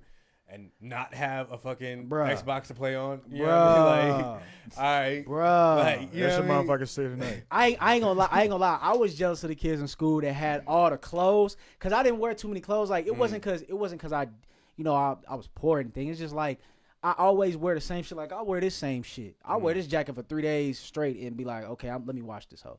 Well, not 3 days, like 2. But I just be like, damn, this nigga got all the J's. He got like when we playing basketball, like varsity basketball, this nigga got the double Nike socks, black and white. He got the breads on. He got the headband. I be like, damn, I can't have no clout like that. You know what I'm saying? Clout wasn't a word back then. But Can't help me with no drip. Damn, the nicest shit I probably had was probably when I was like in high school. I had some Jordans that my dad let me get. The seniors, we all matched Jordans. Yeah. So, bad move. Bad move. Jordans are the worst shoes to hoop in. Oh yeah. Can't do it. I tried it once. Can't do it. I was like, yeah, instantly regretted that shit.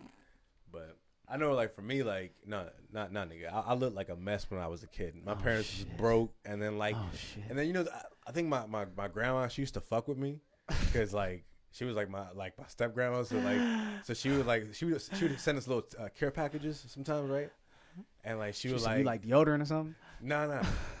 She would hook my brother and sister up with, like, the nicest shit, yo. Like, they would have some fresh ass clothes, but then she would hook me up with like some maroon pants, and like I remember there was like I had like a Hercules shirt and like little Hercules sneakers and shit. Like I was looking like a hot mess. How old were you? Damn. I was in like 5th grade, my nigga. Oh, okay. If you would have said Like, freshman year, I'd have been like, nah. She hates your ass. Nigga. Bro, no, but even back then, like I was still getting clowned. You know what I'm saying? Like, motherfucking kids be like, yo, he in here with the Hercules. You know what I'm saying? Like, shit like that. Like, when you're a kid, like, you end up mad self-conscious. Like, damn.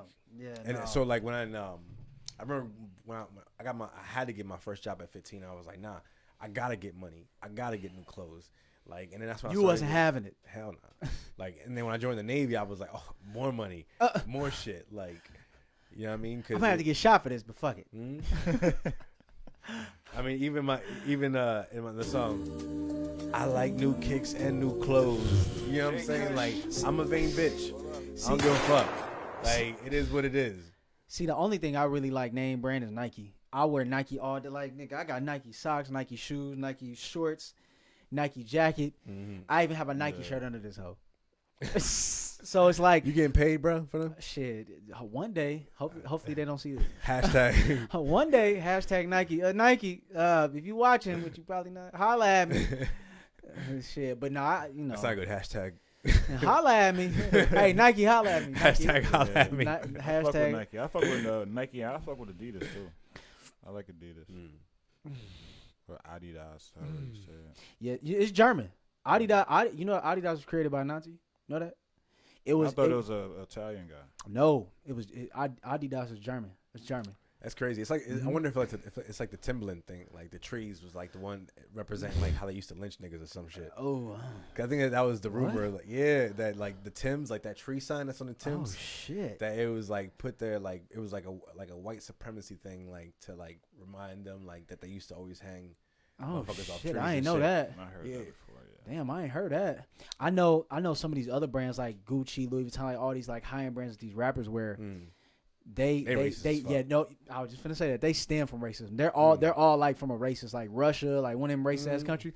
They all racist as hell. That's why I be confused. Like this nigga has on, and I ain't gonna talk too much shit because I got on Nike. You know they have their hand in some of this shit, but like some of them brands, they got at least they got Kaepernick. Nigga, you got a sweater where it's got red lips and brown skin. Oh yeah, that blackface sweater by that was so disrespectful. Oh my god, I know that's old, but nigga, no, I know, but it was just like it's 2019. I'm like, why the fuck would you put that on a sweater? Like you should, especially with social media. And it was almost like marketing for them. Like it just made them richer. Yeah, it was fucked up. It was the worst kind of racism. If anything, I wear my friends' clothes, like Wild Things. I wear that, or I wear Life's Journey, or I wear like anything that I got friends that are rocking. If I like it, I trust me. My closet, half my closet is literally full of like hometown shit. You know what I'm saying? And a lot of people don't understand, bro. You gotta support your friends, bro. Like, you really gotta be on that shit. So I don't know. Man, niggas out here don't be supporting their friends. Hell nah. They be mad as fuck. They be, you can't give me a discount, bro? What's up with that? I wish I had a friend that was making clothes and shit. You know what I mean? Like, here, you can wear my friend's shit. I'll get you hip after. I'll get you hip after. Yeah. But you got anybody that got weed? No, I do got plugs. You know what's crazy? For me to just start smoking weed, like not like I do it here and there now, cause like, you know what I'm saying? If I'm not hooping, like now I can't work out because, you know, they obviously close the gyms with the situation they got going on with this virus. But like, you know, I do it every now and then. But other than that, you know what I'm saying? You know, when I was doing it consistently, I realized I had more plugs than I thought. And a lot of my friends would be like, oh, yeah, you know, I sell weed. I'd be like, nigga, when was you going to tell me that? What? They'd be like, what?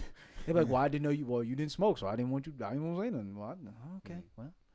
It's a whole new world out there. Nigga. My nigga. But it's dope though, because I mean, like for example, like there's mad people that like I can just vibe with on a whole nother level just because I'm high and they high, and like oh, you smoke, yeah, and then we just like start talking about some shit and let me add to this. I didn't know how much smoking weed could get you pussy. I did not know that. I ain't gonna lie. That shit did something for me. I ain't gonna get too descriptive, but it did something for me. And you started realizing chicks just we just want to smoke. Okay, all right, drop them drugs. But nah. I'm gonna say this though. Like I'm actually grateful to be here, man. I just want to say that, you know, because I know we in the flow of shit. But like, thank you guys for letting me on here. You coming, know what I'm saying? You know, I was supposed to come a lot of episodes ago, even, you know what I'm saying. But I'm here, and you know, this is cool, man. You know, I'm thoroughly impressed. Not saying I wasn't expecting much, but I'm thoroughly impressed because, you know, you don't meet too many people who are just as organized as you, who are as driven, and who really want to make some shit happen. You know, because I'm one of the type of people, man. You know, if I tell you do some shit, you know, I'm gonna motivate you to, like, if you want to say, hey, I want to go bungee jumping, nigga, you better bungee jump your ass off. You know what I'm saying? So this is my baby. You know what I mean? Like like when I created the podcast, I knew like that it could be something really special. You know what I mean? Like, and then like as we had more guests on, and we, you know what I mean? Like when I had my boss on, you know what I mean? Like we ended up you know, having him on, and he became a member, and we had some classic episodes. We had some great discussions, and we had great perspectives because we were able to have different viewpoints. You know what I'm saying? Like, yes, sir. And that's like what the world needs is like different viewpoints, and what makes us unique, and embrace what makes us special instead of like trying to be like everybody else and be part of the hive. Like, facts. For me, that's never been cool. Like, I mean, like never been cool. That's a fucking lie. But like, I used to want to be so popular and wanted to be like everybody else and just like, be like. I feel like that's typical though. I feel like everybody wanted to be popular. And everybody wants to be liked and all that other shit. But like, once I started smoking weed, I stopped giving a fuck. And it was like, nah, like they gave you that fuck it. Just that fuck it confidence. Well, not like if I think everything about me just screams fuck it.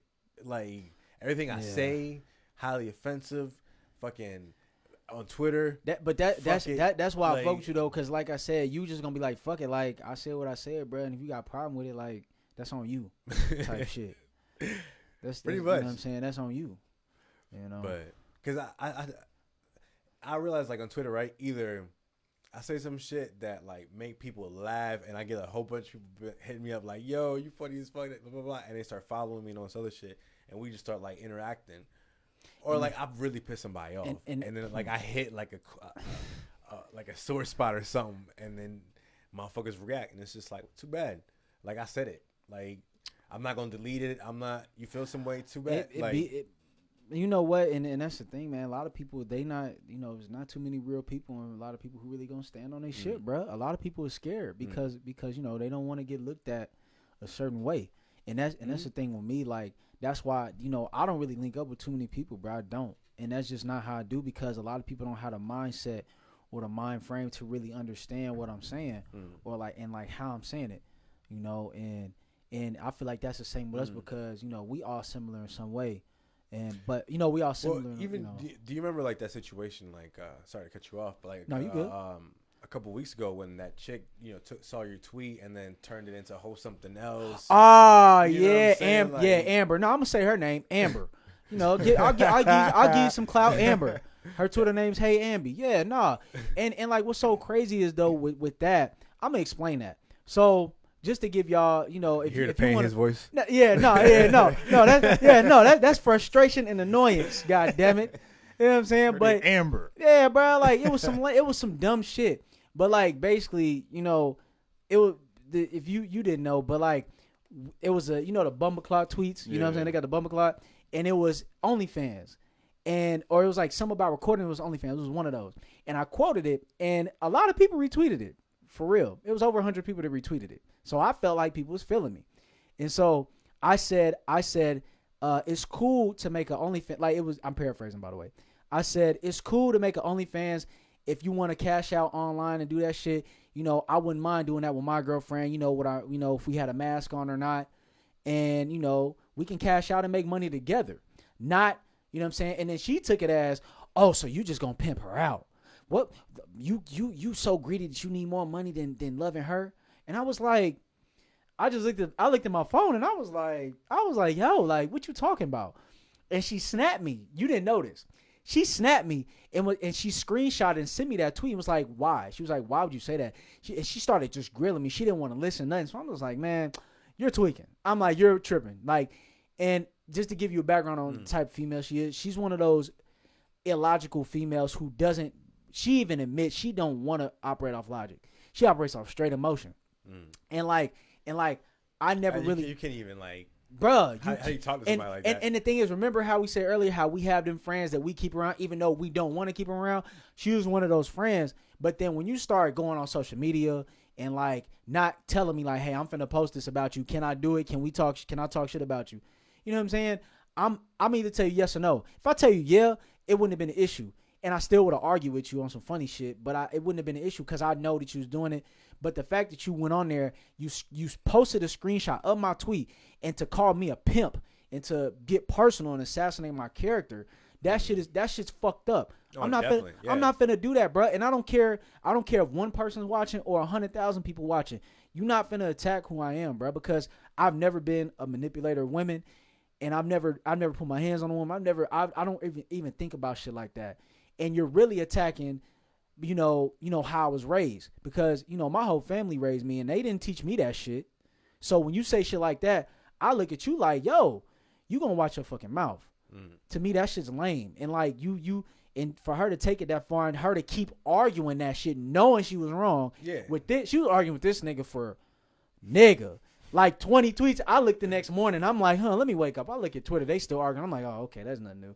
So I kept scrolling, but he kept chopping her, and I'm just like, I wanted to say, Jay, like it's like when you want to hold that friend back, but you like, nah, I want to see what else happened. Like I was gonna say shit, I'm gonna see what else he gonna say, and then I'm gonna jump in like every once in a while and see what, you know what I'm saying? Because it's like, I forgot how you was gonna keep going. You was gonna keep going with this bitch. Something like that. I remember I was like, what? It's not my fault you ain't got no friends to back you up. Like, you over here by your lonesome. She like, really, but the thing like, is, and when I went to her profile, I was like, because I clicked on, I do a little digging. I was bored that day, and I did a little digging. I was looking at her profile, and it was just like, people was like, yeah, girl, he tripping. It was like 1 or 2 people, but it's just like, yo, y'all, like, social. But even then, like, you can't really call your Twitter followers your friends. Oh no. I mean? Like, No. But that's the thing. No, actually, well, for her, she can't do that. But like, I called her a friend, and I was like, yo, like, what's up with you? And then when she said "fuck you," I was like, oh, okay, cool. I get all bets are off. All bets are off. I mean, I can only imagine because, like, for example, you have so many people that follow you. Yeah. For somebody to say something that kind of like, that I personally know. Yeah. Like bro, one thing I tell people, bro, I've gotten so much like hate and so many death threats on Twitter. It don't phase. Really? Yeah, I've gotten death threats before. For what? Like, I tweeted this shit. Well, it was something I tweeted a long time ago. I forgot what it was. I don't even remember half the shit I tweeted. but like how I told you, there was a tweet that went viral. And I basically said how they had the mandatory LGBT shit, and and I saw a tweet and I quoted it and I said, well, I don't agree with this. How y'all teaching LGBT history before Black history? Y'all are pushing an agenda on children. You know what I'm saying? Because when you're and it went viral, and I strongly agree with that whole. A lot of people did because that hoe got 15,000 retweets. And, like, it got a lot of retweets. And, like, I muted that whole, like, after 100 retweets, I said, oh, okay. I said, I know where this finna go. I said, okay. And so I just said, fuck it. And I literally just, like, turned it. And then I looked the next day and had 15,000 retweets. I had, like, a couple celebrities, the little blue check Negroes and the blue check people, all them, oh, my God, here. No, not him. No. He was actually going to agree with me. Him, Riza Islam, and, like Lord Jamar, they would have agreed with me. It was the people who be on that wishy-washy shit. You know what I'm saying? They'll defend gay rights, but they won't defend Black people when when we being discriminated against. But like, it went viral and people were on my ass about it. And my shit, I thought my shit was gonna get spent. I was prepared for it. I was mentally prepared. I was like, you know what? If I lose my following, bro, I ain't coming back to Twitter, bro. but I ended up but like, I got DMs talking about, I hope your son gets AIDS. I hope you die from AIDS. I hope you die from this. I hope all your kids get AIDS. Like, I was getting some wild shit. Damn, now, and literally out of all the DMs that I got, a small sliver of people were like, why do you think this way? And they genuinely asked me because they wanted to know. And I told them my perspective. I was like, I mean, and I have facts to back it up. I was just like, look, bro, this is what they doing, bro. Like, kids shouldn't be sexualized, man. Let them learn that shit on their own. You know what I'm saying? Kids shouldn't be that. It's okay to teach them as a parent, but I don't think the school should teach that shit. You know what I'm saying? Like because you don't know what they telling these kids in these classrooms. How come we get permission slips for learning sex ed? Because you're really supposed to learn that at home, if you want to be honest. Yeah. Your parents supposed to teach you that, not the school. The school is just supposed to teach you writing, arithmetic, and math, or read, writing, and whatever, arithmetic, and like, that's really it. They not supposed to teach you, you know what I'm saying, like, about sex and shit like that. That's your parents. That's your parents, bro. Let them teach you. And if they want to teach you about LGBT shit, cool, do that. More power to you. The more you know, because if you ever do want to be in that, you already know what you're getting yourself into, right. and you're crossing to a boundary that not many people really cross like that.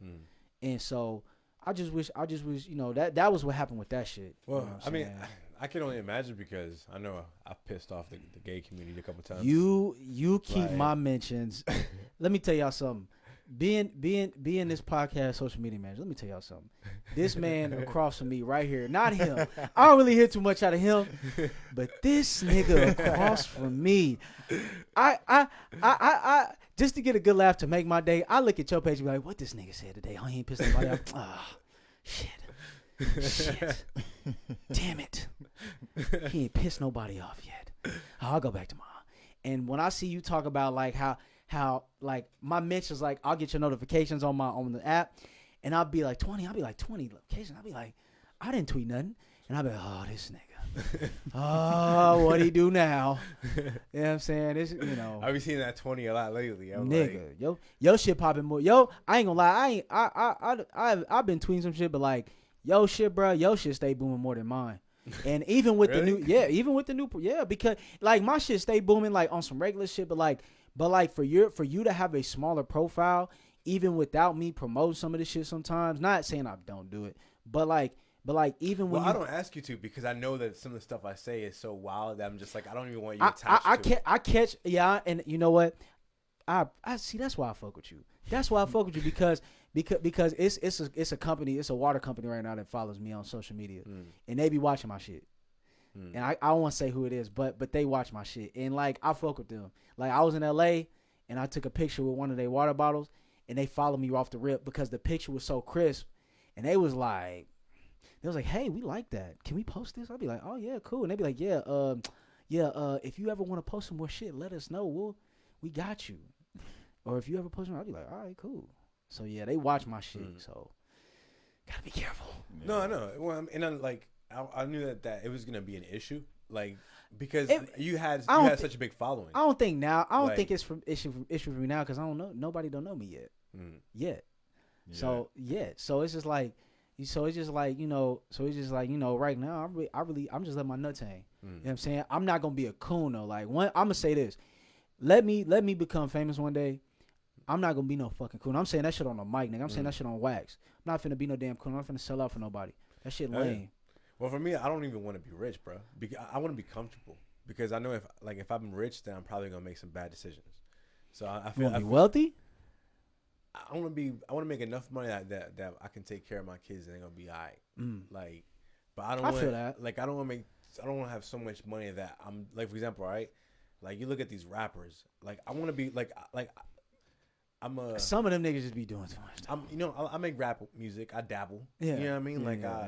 I don't it's not my full-time job, you know what I'm saying? It's not something I can have all the time to do. Yeah. But you know what I mean? Like I love making music. You know what I'm saying? Yeah. Like when I do, you know what I mean? Like I have fun with it. Yeah. And it's one thing that like I would love to like be able to expound upon and do a lot more and all this other shit. Yeah. But like I see like the rappers and like how they live their lives and like I don't really want some of that shit. No. Like I agree. I wouldn't want none of that either. However, I still want to be wildly wealthy because I look at it like this. It's not a thing of having money and just being able to say, hell, I got hella money.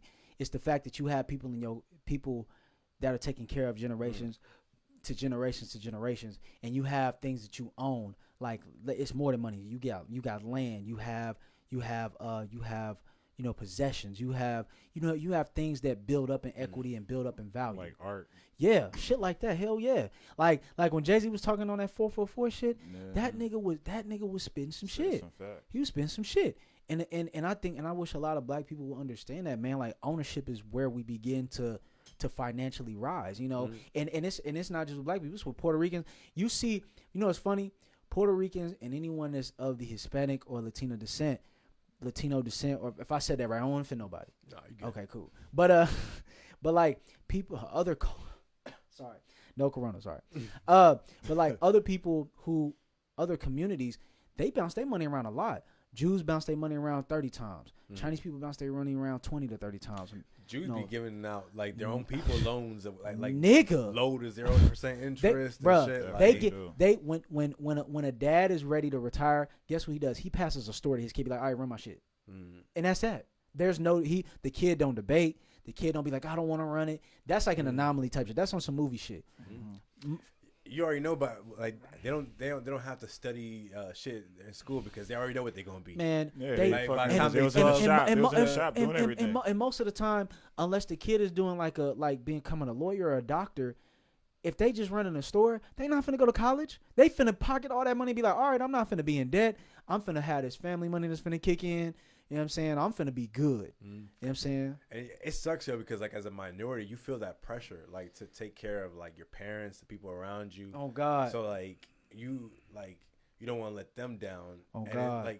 I remember, yo, like I'm not to sound racist, but like the Chinese had it rough when I was in high school. I remember they was like the most studying ass motherfuckers. Bruh. Like they always doing homework, always getting A's, always trying to like, you know what I'm saying? Yeah. Because they had that social pressure at home. Like, yo, you got to be the best because, you know, Facts. you're going to go to college. You're going to, you know, you're going to be somebody. You're going to be a doctor. You're going to be, Facts. or, you know, whatever you Or I'll disown you. Yeah, no, for real, no, for real, no, like that, that shit real. Yeah. You know, I grew up in Texas, Indians nigga. I grew up in Texas, nigga. You step them, like it's a lot of Asian, and you know, Asian oriented people out there, and like, you know, if I said that correctly, but like, I've seen that shit in public, like where Asian parent, a dad smack the shit out his kid, be like, you know, start speaking to him in their language and yelling at him, and I'm like, oh shit, like I thought I had it bad, like damn. Like, bitch, you just got bitch slapped. Like, you bring shame to like, our family. Yeah, nigga, you dishonor me. Nigga, you bring an A- home, nigga. Your mom slap you across the face, nigga. I bring an A- home, nigga. I'm getting a PlayStation, nigga. We are not the same. At all. We are different. Shit. If you get an F, you commit suicide. Nah, dog. Ritualistic suicide. We got to get the Yamashaki sword out and slice your damn hand off. The next F you get that shit, nigga. Oshimataku. Like, nigga, what? You finna what? Like, you see a motherfucking blade come across your neck, nigga.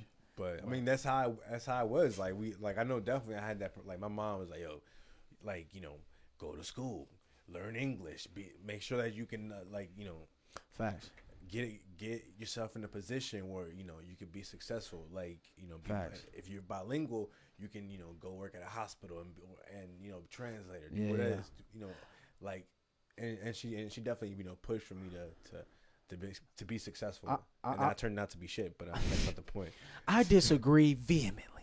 Yeah, because you still bilingual. You can still use that, right? Man, you can say that's great. You can say some shit right now. I'll be like, huh? I'll be like, what? Huh? No hablo español para ustedes. See, I don't see. I don't know what I know he said he don't speak, and then after that he lost me with that one. But no, I was like, I'm not speaking Spanish for y'all. Oh, but well, you know what I mean? Like, it was just one of those things. Like, and even now, I still feel that pressure. Like, once my sister gave birth to my nephew, like, you know, she's a single mother. You know what I'm saying? So like, it was like, damn, like, I want him to have the best. Yeah. Because like, I don't have a kid yet, so like, he's almost like my son to me. You know what I'm saying? Yeah. Like, I'll be seeing that. That's some cute ass shit. Like, I'm gonna say that like a thug. That's some cute ass shit. It's cute as fuck. Yeah, that's cute than a bitch, bro. Yeah. That's my little nigga, yo. Like, I love that kid, bro. Yeah. Like, you know what I mean? So I want to give him, bro. There's so much I want to do for him. Yeah. And like, cause it'd be like that. It sucks that he's in the position that he's in. And it's not fair because he didn't. Nah. Because you know, kids don't ask for that. Nah, they don't. Yeah. Like, so, you know, shout out to my sister for being a good, shout out to sis. Let's give her a round of applause. Shout out to her. Shout out to my mom for holding it down. Shout out to everybody, mom. Now, if you don't like your mama, then tell me, because I don't want to give her a shout out if you don't like the bitch. No, no, my mom passed away a couple years ago. Oh, wow. I'm sorry to hear about that. Yeah, my mom, she was dead in my heart. So man, well, bro, you know what I'm saying? As long as you're grateful for the people that are around you in your life, hey, that's all that matters for real. I tell shout out to all the good mothers. Shout out to all the good moms, man.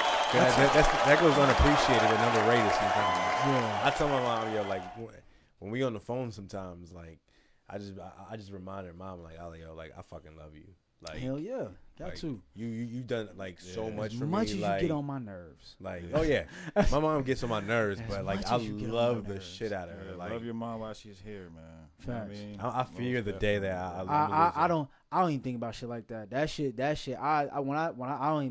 get that shit off my mind. I'll be like, you know what? Let me stop thinking about this. Yeah. But you also got to, cause like, you know what I mean? Like her death wasn't expected. You know what I mean? Like, it came out of nowhere. So like, anything can happen. Made you put a lot of shit into perspective, right? Yeah. Yeah, be like that. That's why in my family No. It's like you dragging me. I'm like, no. I don't even want, like, I hate even thinking about it because then I feel like I'm almost manifesting it into existence. Yeah, that's why. That's why I'd be like, no, I don't even want that. But like, no, it's not like that. You're like mentally preparing yourself. That's all. Yeah, but it's just like, I don't even want to put an inkling of that in the air. I don't want that. Not saying that, you know what I'm saying? Not putting it in the air, just like, I mean, self-thought. Yeah. I don't have to just talk about it out with anybody else. I mean, then you're putting it in the universe. It'd be fucking. It's like debates with yourself. It fucks with me too much. I can't do it. I'm prepared to die myself. Like I'm bro. I mean, just like, just I'm like facing my own mortality. Just like take one I mean? instance and like put. I mean, try to put it into perspective. If they wasn't here, like what would I do if blah blah blah blah or something like that. I don't any of that shit. I don't think about none of it. I don't think about none of it. I keep my mind off that shit. I live in every single moment, bro. I live in every single moment. I'm like, man. Well, I mean, I thought about it, and I just don't want to live in a world where my mom ain't in it. Like that's just. Can't blame you for that.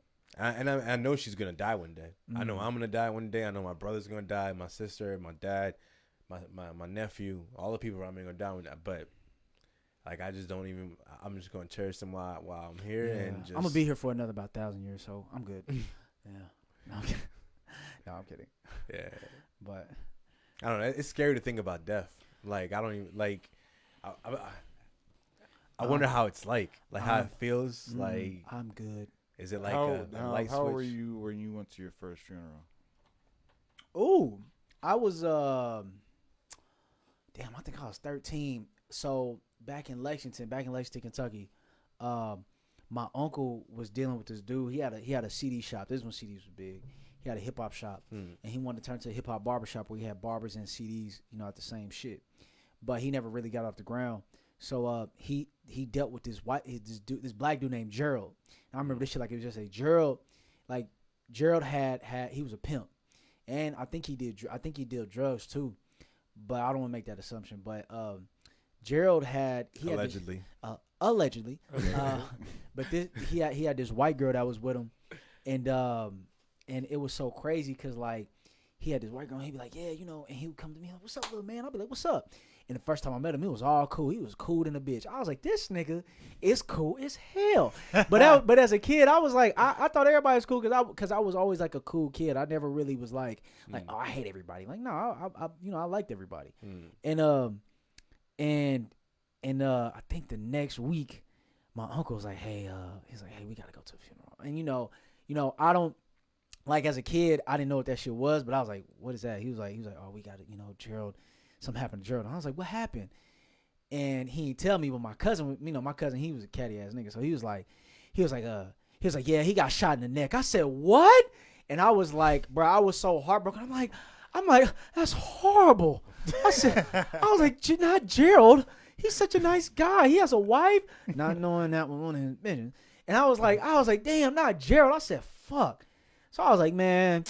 So we went to the funeral. Like, I don't do funerals. Me personally, I'm gonna keep it a buck with you. Death is one of my worst fears. It's probably the worst fear I have. I don't like talking about shit like that, and it makes me very uncomfortable. When we get in the conversation because I cherish my family so much, and I love my family. Like I've never been to a funeral.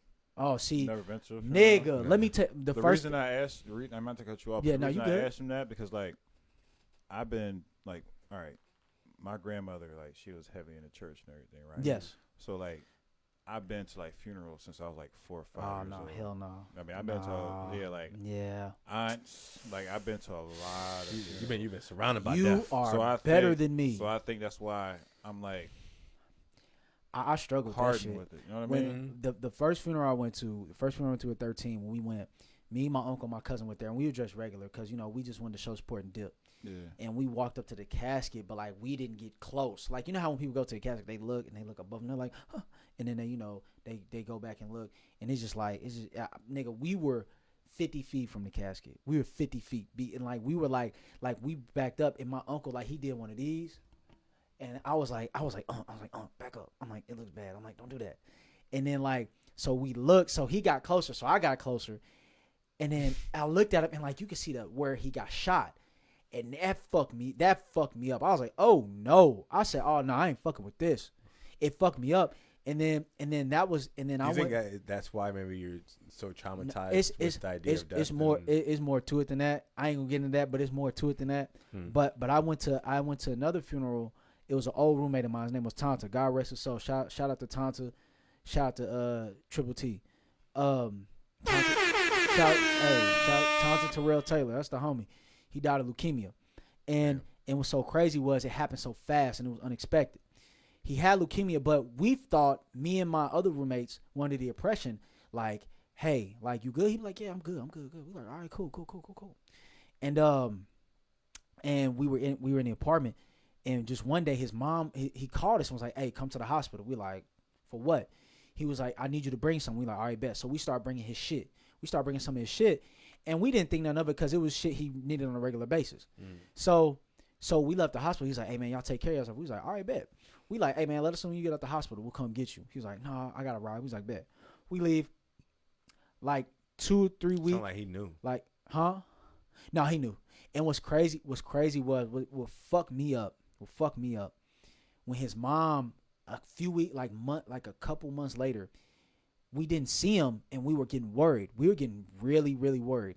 And we were like, man, we need to call Tonto. So I hit up Tonto. I'm like, bro, you good? He was like, yeah, I'm good, bro. I'm good. I'm still in the hospital. They just making sure I'm good. So I hit up his little homie, Solomon. Shout out to Solomon. Solomon was like, man, he was like, yeah, man, he's straight. And I don't think he wanted to tell me because it fucked him up because Tonto basically helped raise him. And like, cause Solomon didn't really have his parents. And so his mom came to the apartment one day. I'm like, I rarely see his mom. And she was like, hey, you guys up? And we're like, yeah. So we get up. She's like, hey, Tonto passed. And we were like, you're joking, right? And she was like, no. She was like, he passed. And she was cool about it because she already went through the grief. And me and my homeboy, Stefan, we just looked and we were just like, huh? We're like, what? Because he had just gave me his basketball. He just gave me a basketball and I still have it. He still has initials on everything that he wrote. You know what I'm saying? And it trips me the fuck out because I'm just like, nigga. And when I went to the funeral, like, it fucked me up. And I was just like, yo, like, I bet. I can't do this. And then when my great grandma died, like I didn't want no parts of no more funerals, but I didn't want that shit. And it fucked me up so bad because when I went to the church, I was just like, they were like, we're gonna go see the body. I'm like, I'm not. I didn't even see my great grandma. Last time I saw my great grandma was alive. And that's all I wanted to see her as because she lived to see like 97, 98. And it really fucked me up. See, what fucked me up as a kid was when my grandma died. Like, I didn't get to see her before she died. Like, oh, damn. When I was 10, I was in Puerto Rico for the summer. Yeah. And I stayed at my grandma's house. You know what I mean? Like, my mom let me crash over for the summer before school started or whatever. Mm-hmm. You know what I mean? And I was a little asshole kid. We had gotten into an argument. I had said some dumb shit. I don't even remember what I said. But we had gotten into an argument before I left Puerto Rico. I had a phone out. Never got to, like, really make up with her. And then when I was, that following year when I was in 5th grade, you know, she died. Damn. And then my mom was so mad at me that she didn't take me back to Puerto Rico for her funeral, and I never got to like make amends for that. And after that, like, I just never. That'd be the worst though when you leave on bad terms, bro. Yeah. That shit is the worst. That's why I'm one of them type of people, bro. I ain't got no beef with you. If you got beef, that's on you. You know, but trust me, like that shit stuck with me for years, yo. Like, and that's why I try, like I said, I cherish my parents. I cherish my family, like, while I got them. You know what I mean? Like, because I remember what that felt like when I lost my grandma. Like, because I loved her to death, bro. Like, at the time, I loved her more than I loved my mom. Damn. Like, my grandma was just so kind and loving and gentle. And, you know, she was just, like, for example, right? Like I guess part of it stems from the like I said, I was always self-conscious because, you know, I was the black sheep of the family. I was the you know. But grannies make you feel like you part of everybody, though.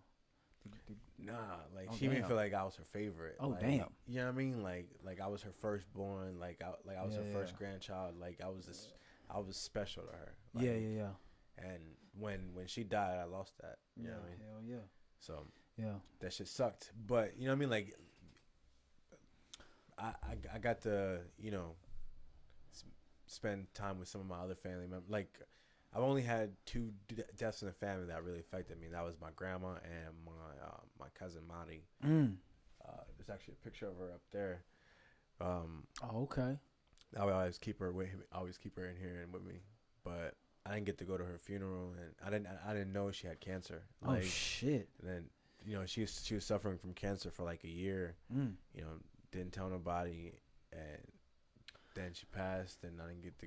At the time I was broke, I couldn't go to her funeral, and I know that'd be pissing you off. It'd be out of your control. That'd be the worst. bro, I was tearing up at work all the time. Like, I had to like go hide so I could like, you know what I mean, not like, you know what I mean, like be crying in public and shit. But that shit fucked me up, yo. Like, hell yeah. it was just so. It just hurt so much to lose her so suddenly and to not be able to be there for her, like at her last moments, and just be like, yo, I love you. Yeah, hell like, yeah. Just to say that, like, but you know, that's life. Life is, you know, life don't care sometimes about like, you know, what you want, and it's not really neat or perfect. It's not. It's never gonna be the goodbye that you want. Or, you know what I mean? Like, so for me, it's just like, you know, that's why I be telling people, man, show gratitude, man. Show gratitude and appreciation. That's the best thing you can do, you know, as a person, man. When you show gratitude, that energy goes out to the universe, and you never know what you get back from that. You know, being grateful is what, you know, every morning I wake up, I tell myself, I say, man, I'm grateful, bro. I'm grateful. You know what I'm saying? It be times where I be like, man, I ain't ate in like a day. I'm hungry, but I be like, man, fuck it, I'm grateful, nigga. I'm here. Like, I'm finna go hoop though. You know what I'm saying? Or I'm just finna walk outside. I'm grateful I can walk. Because people who can't walk. You know what I'm saying? And you know, so I don't know. You know? It's definitely. I remember I would see some of your posts, like you're part of the Rise and Grind Twitter. You know what I mean? Like the. Damn, I feel like he just shots fired. Shots fired. No, I'm kidding. Nah. It's cool though, yeah.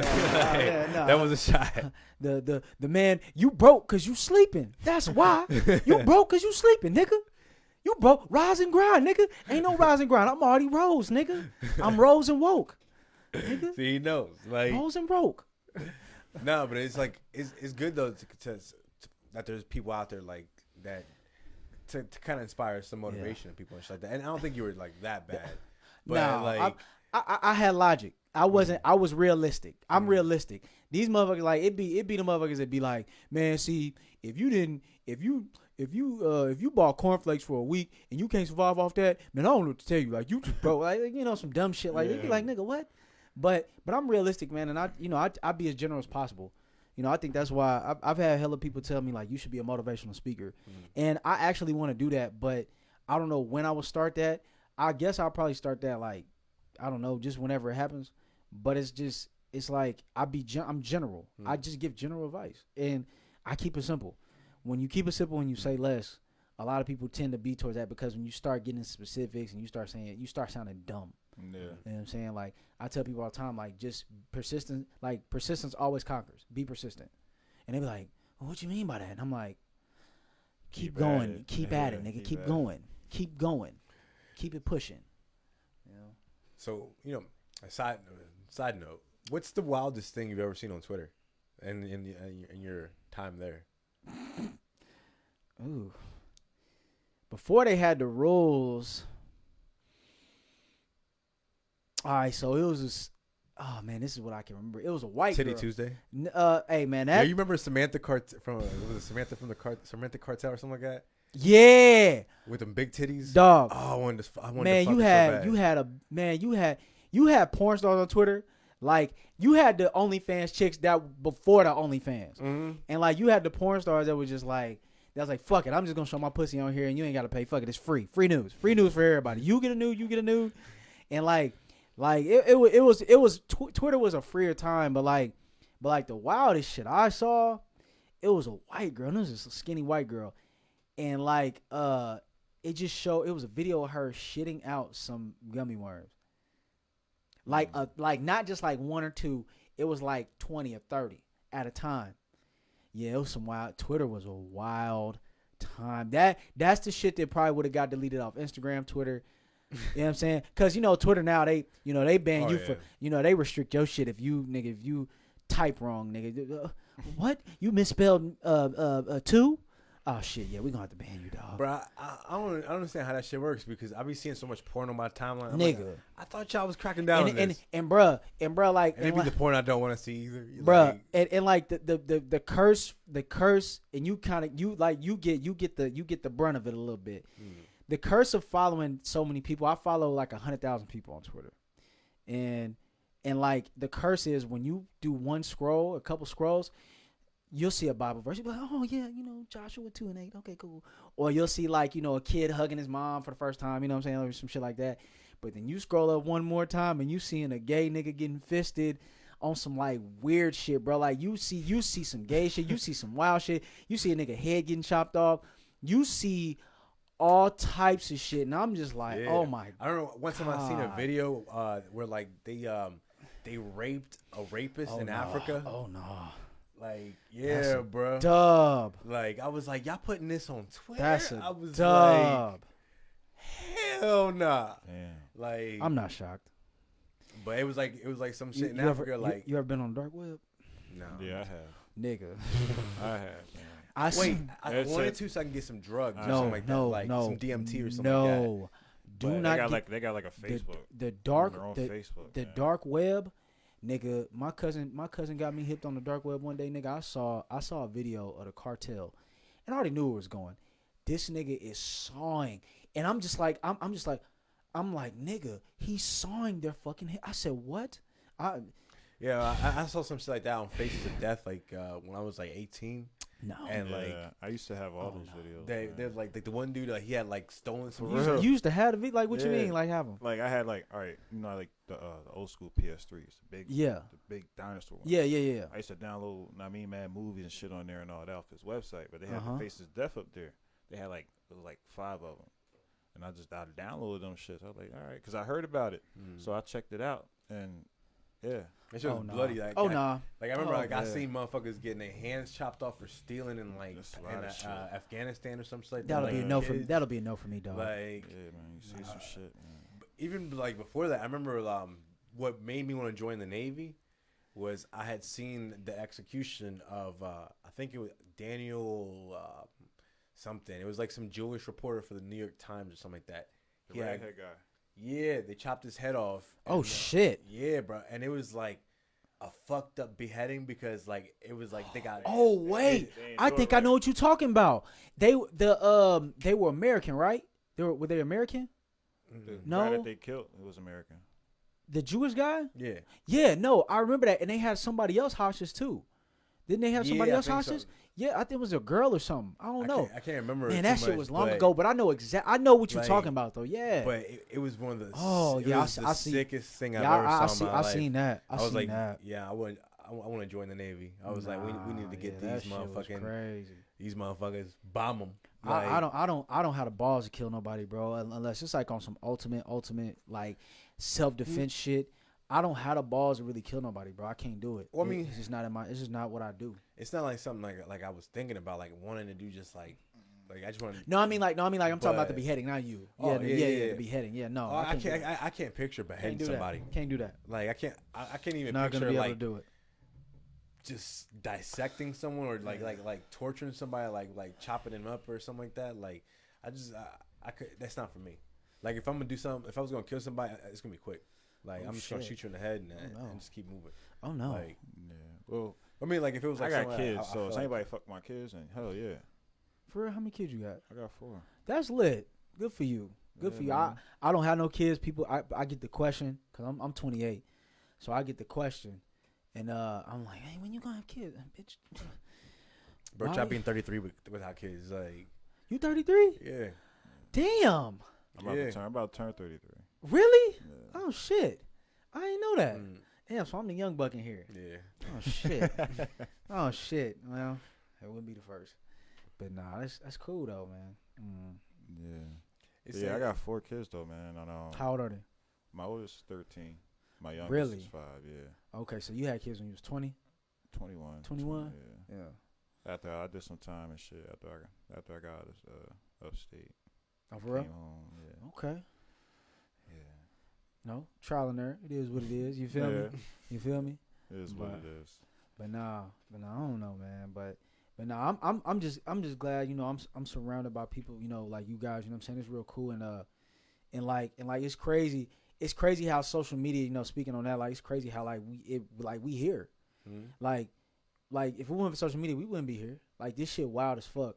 And like I like interactions like this. You know what I'm saying? Like people really don't understand. Like is when it's genuine and you like really want to meet people, you like, oh yeah, I want to meet you. I want to meet you. That's what the app is for. And so it might be for other government reasons, but you didn't hear that from me.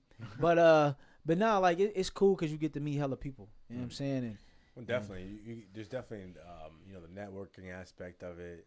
Like that shit crazy. For me, I've never used it really to like talk to girls on there. Like I don't like really like because I feel like Twitter is just not a place for that. You know what I mean? Not for me. Like I mean, well, you can because you can go. I mean, you can do meetups and all that if they in Texas. Yeah, there's that. I mean, Washington State or whatever. Not that many hey y'all, he's saying meetups loosely.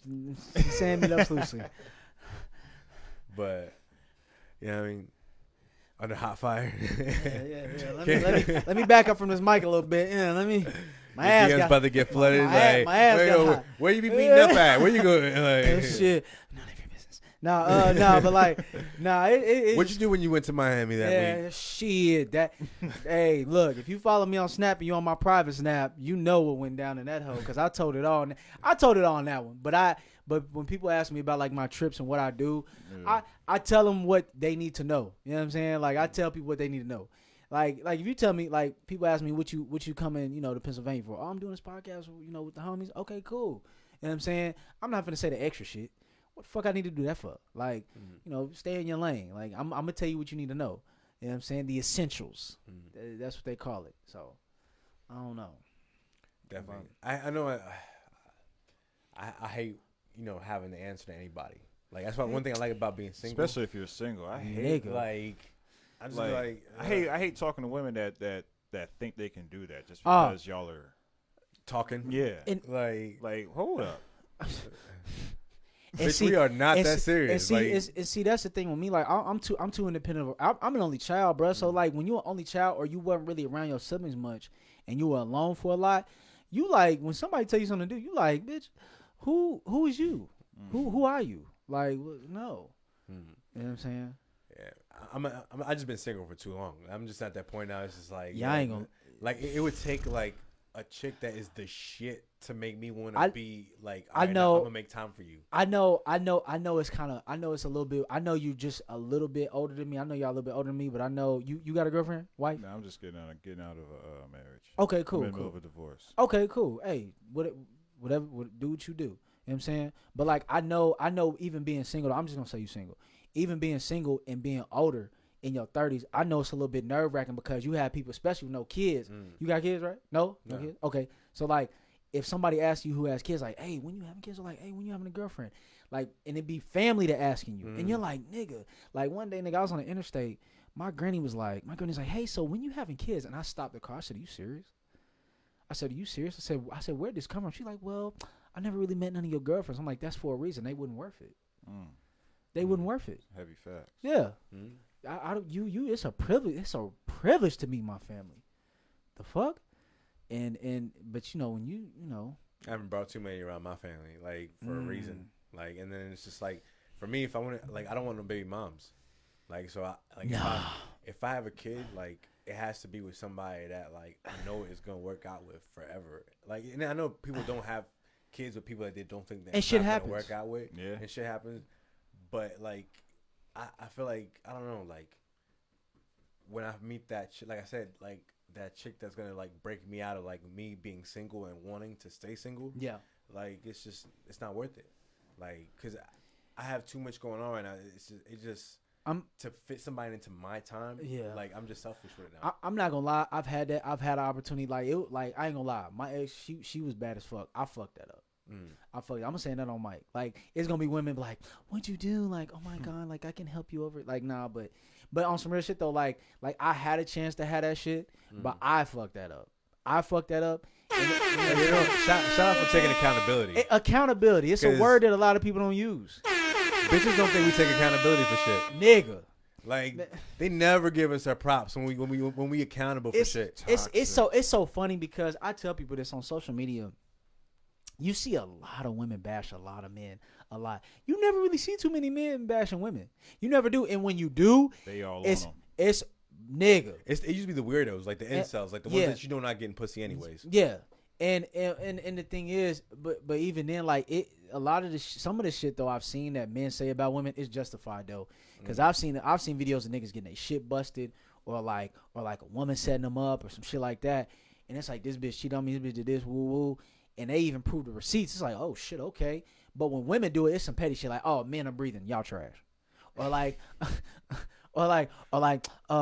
y'all just be here, y'all trash. And it's like, well, bitch, like when do you like, or when women generalize men. And then when you call them out for them generalizing, you're like, well, if it doesn't apply to you, don't answer. Well, it's like, don't generalize, bitch. Just because you had a fucked up situation with one guy, emphasis on the one, you generalizing a billion niggas. Exactly. Like, make it make sense. Take it. What have you done it so perfect? What have you done it so perfect? Have you been the most faithful? Probably not. Have you been the most, fulfilling and pleasing and appreciative? Probably not. Plus, if you were that great, he'd be there. Hello, like, call are you there? Like, usually, like in my relationships, it's usually like the girl leaves me because if she's that great, I'm not going nowhere. That's just how it be. Like you gonna have to get rid of me, bitch. Man, for real. Like, for real. Nah. We done. Oh, on some real shit. The next girlfriend I have, that's my last relationship, bro. Like that. I'm trying to marry. Like, I'm not here to play with you. Like, if you tell me you want to fuck, like I tell females like this. I give you 3 options. I give you platonic friend, fuck buddy, or you want a relationship. And if you pick one of those 3, that's cool. If your feelings change from one to the other, that's cool. Let me know. But if you try to fall in between them lines, that's when shit starts getting dicey. And that's when shit starts getting complicated. And then, like, you start acting all emotionally on some bullshit. And then, I might go off on your ass because you acting stupid because we don't know what we doing. You know what I'm saying? I need to know what the fuck we doing so I can know how to move. Because if I do some shit that's going to piss you off, you need to tell me ahead of time. Well, I mean, that's a good segue for a topic M. wanted to bring up. What are some toxic female behaviors? Cock blocking for their friend. That's the worst. I call it playing the O-line. I call it playing the O-line because you blocking. You're all American. You're all American offensive lineman because you're blocking. Like that for real. Like, I can tell you've been blocked a couple times. What? What? This is the way you said that. Dog. Now, why would she be blocking this? Because she doesn't have her own happiness, and she don't want to see her friend. It could be. It usually be the ugly one. It usually be the ugly one. Or the fat one. It be the ones that struggle with themselves. Most of the time, typically, yes. But like if I'm a woman and it's a nigga I know that's like on some rapey shit or on some weird shit, I'ma genuinely tell you like, nah, he on some weird shit. Don't fuck with him. But if you just doing this, it'd be like, girl, don't fuck with him. I don't know and you come up with a petty reason like, oh, that nigga nose too small. Like, bitch, what? Like, I've heard women say that. Like, I hang around a lot. I hang around more women than men. You know what I'm saying? On some like cool shit. And when you hear the conversations, you're just like, wow. You're like, what the like? That's your logic. Like no, like you just sit back and you just like, you really off your fucking rocker, and we put up with you bitches, like, bro. I shouldn't say this in case she ends up watching this, but I was at work the other day and I was talking to some chicks and shit. It's coming.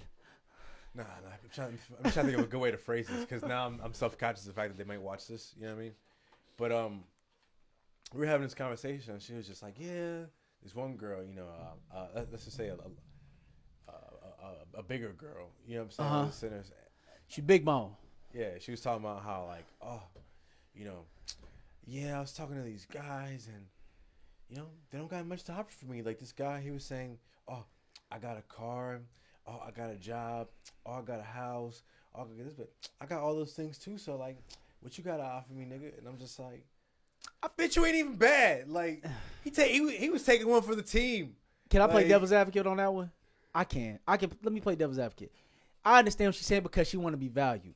However, you know what I'm saying, if you want to look at it from your perspective, oh yeah, you're not bad. We not finna check for you.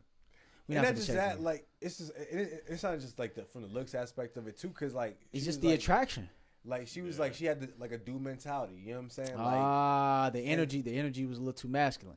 Somewhat, but it was just like like she's cool. You know what I mean? Like, and like I like how she said Poppy when she was talking to me. But that's not the point.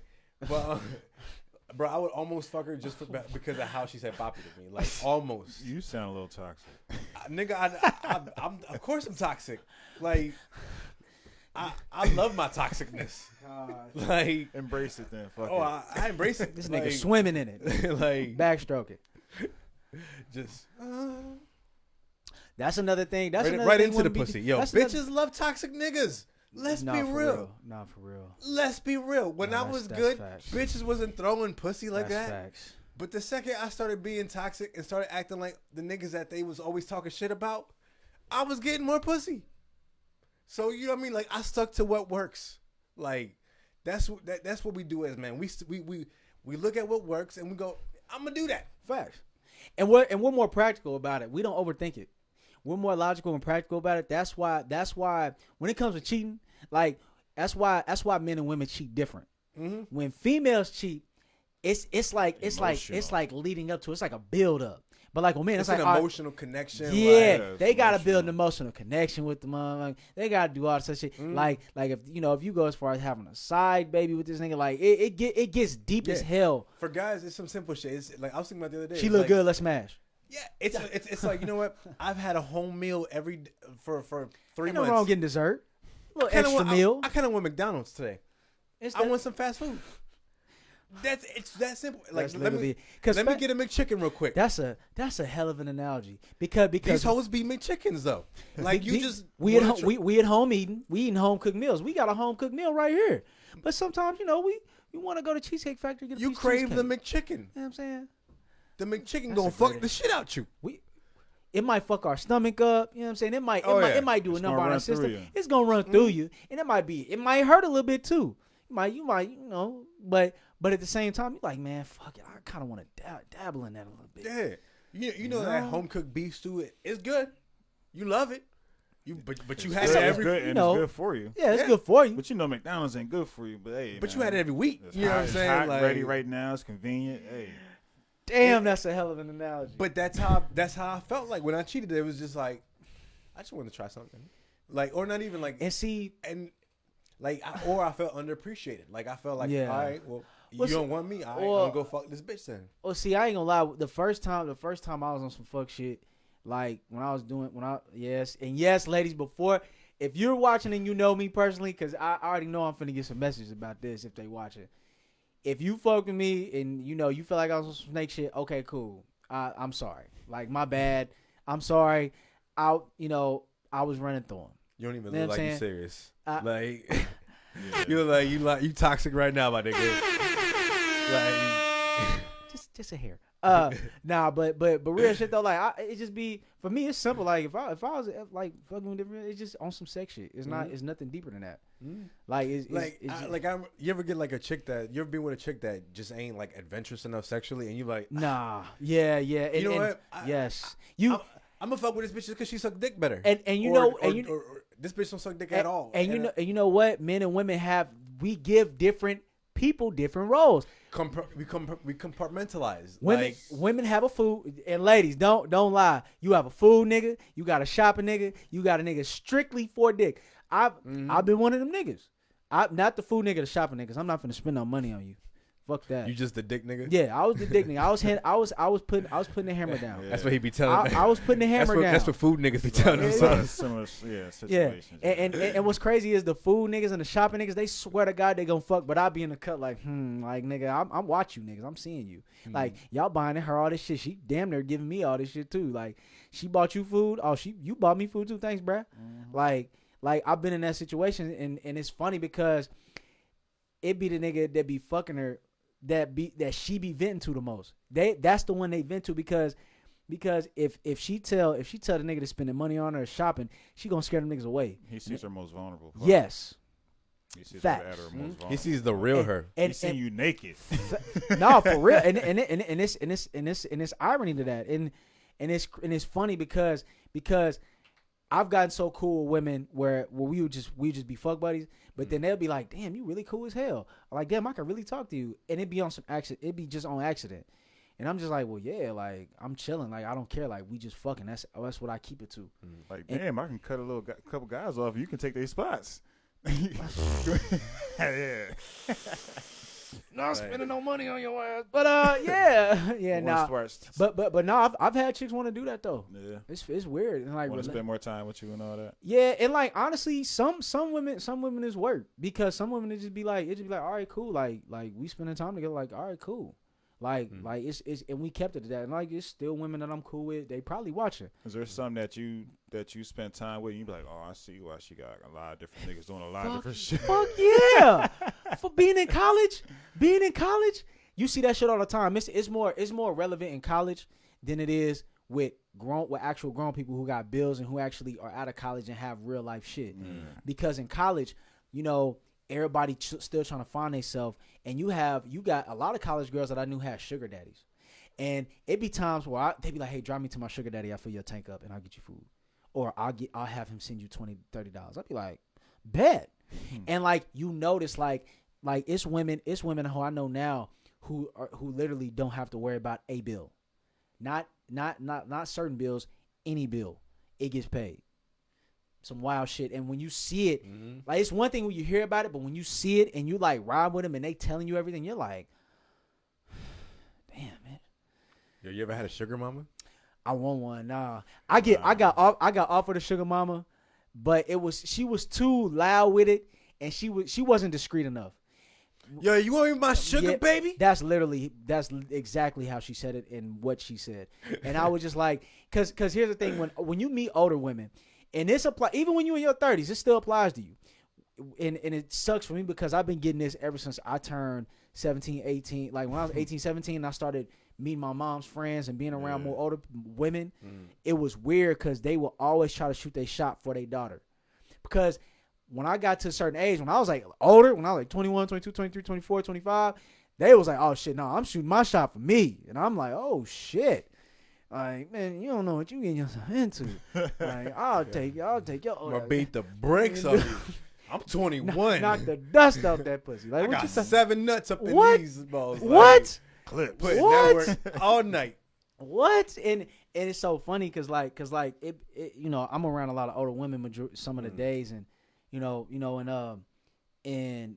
they one lady tries to shoot her shot every day for her daughter. Her daughter's Ethiopian. And she's Ethiopian, yeah, and like some of these parents, you can't really gauge. You don't want to be like, well, what she look like, because you don't want to sound like a creep, and they be like, nah, I'm good. So like, you got a picture of her? But yeah, you got to go about it a certain way. You're out here in some arranged situations. Yeah, like, what your daughter look like? Yeah, what she look like? Yeah, I got a daughter for you. I can do that. Yeah, no. But what if you ask for the picture and her daughter was like fat as hell and ugly? Like, do you give a nice compliment? Yeah, you regardless. No, you have you have to. But, oh, I don't like BBW. No, Ma'am, I'm gonna need you to put this picture away. Nigga, that bitch fat in the motherfucker. Nigga. But it's more refreshing when the parents are more honest, because I met parents who honest, they be like, you don't want her. I'll be like, oh shit. And then I look at them, and then I look at the picture, and I'll be like, oh yeah, you was right. You would know him. You would know your child. As a face only mother can love. I'll be like, oh damn, she was right. Oh shit. In the back, I'll be like, oh no, she cute. Regardless, I still give a compliment. Yeah, I'm just talking about the ones that's pushing for. Oh hey, yeah, no. And they showing off somebody that's like ugly duckling. No, regardless, even if you still honest, I'm gonna be like, oh no, don't say that. They be like, no, they ain't shit. I'll be like, okay. But I'm like, oh, okay. Or I just be like, I forgot I have a girlfriend. Yeah, sorry. I can't do that because I've already told him I'm single. It's just weird. On the opposite end of the question, do you ever think like you could be like a sugar daddy to like a younger chick? Yeah, hell yeah, I do that. I ain't gonna lie. If I was ever to be single if I was ever to be single, older, like when I'm like 40, 50, I'll get a little college girl, a little badass college girl, because I know I'm gonna look good when I'm older, because I take really good care of myself. So I know I'm gonna look good when I'm older. I'm gonna look good enough to where she can be like, oh yeah, I can fuck this nigga, and I'll be like, all right, bet, we can make it happen. That's the crossroads where I'm at now. Like I'm getting pussy thrown at me by like 19, 20-year-old girls. Don't take care of them. Don't do it because if it starts to be a habit, you're gonna start wasting your money on bitches that don't deserve it. Be careful because they fertile as hell. Well, nigga, well, not just that. You don't want a sugar baby, like a baby. But I be feeling like some kind of way about it because, like, you know, you got offended Twitter that's sitting there like, you know, even Oh no, it's like remember when Billie Eilish turned 18 and everybody freaked the fuck out. Yeah. And was like, oh, you still can't be attracted to her, Niggas. She's only 18. Like, goddamn, niggas done waited for the bitch to turn 18. I was just gonna say, niggas. I know some creepy niggas that be plotting, and not saying I'm cool with them, but like I've known some creepy niggas who be plotting, and they be like, bro, they be like, nigga. Like, bro, 12 more days, bro. 12 more days. They be like, I'm finna clap that shit. I be like, nigga, no, like, bro. I'm not gonna say where it was a job I was working at, and I'm not gonna say what job it was, but a certain person said a certain thing about another individual. I won't say the age or who the individual was per se, but he said, but you'll probably know it when I say this, but he was like, and it registered me when I got older, and I was like, and it clicked. And this nigga said, man, when she get older, she gonna be thick. And I was like, and at first when I was a kid, and I was just like, no, yeah, this is when I was a kid. This was when I was working. I was like 13. And I was like, why would he say that? Like, I looked at him funny. I was like, why would he say that about her? Like, how old was she? Around the same age? No, younger. Oh damn. Yeah, it was some pedophile, and I was just like, I was looking at this nigga like, bro, you're a fuck, and I know him. I was like, yo, now you scouted you this nigga over here giving scholarships to, like, nigga, what the fuck? Like, I was just like, yo, like, that's some weird ass shit. Like, you are like when I got older, I thought about that, and I was just like, yo. That nigga said some. I mean, like we had that off-camera conversation earlier about like, and then it's just like now, like that, like I look at it with different eyes. It's like, damn, that was.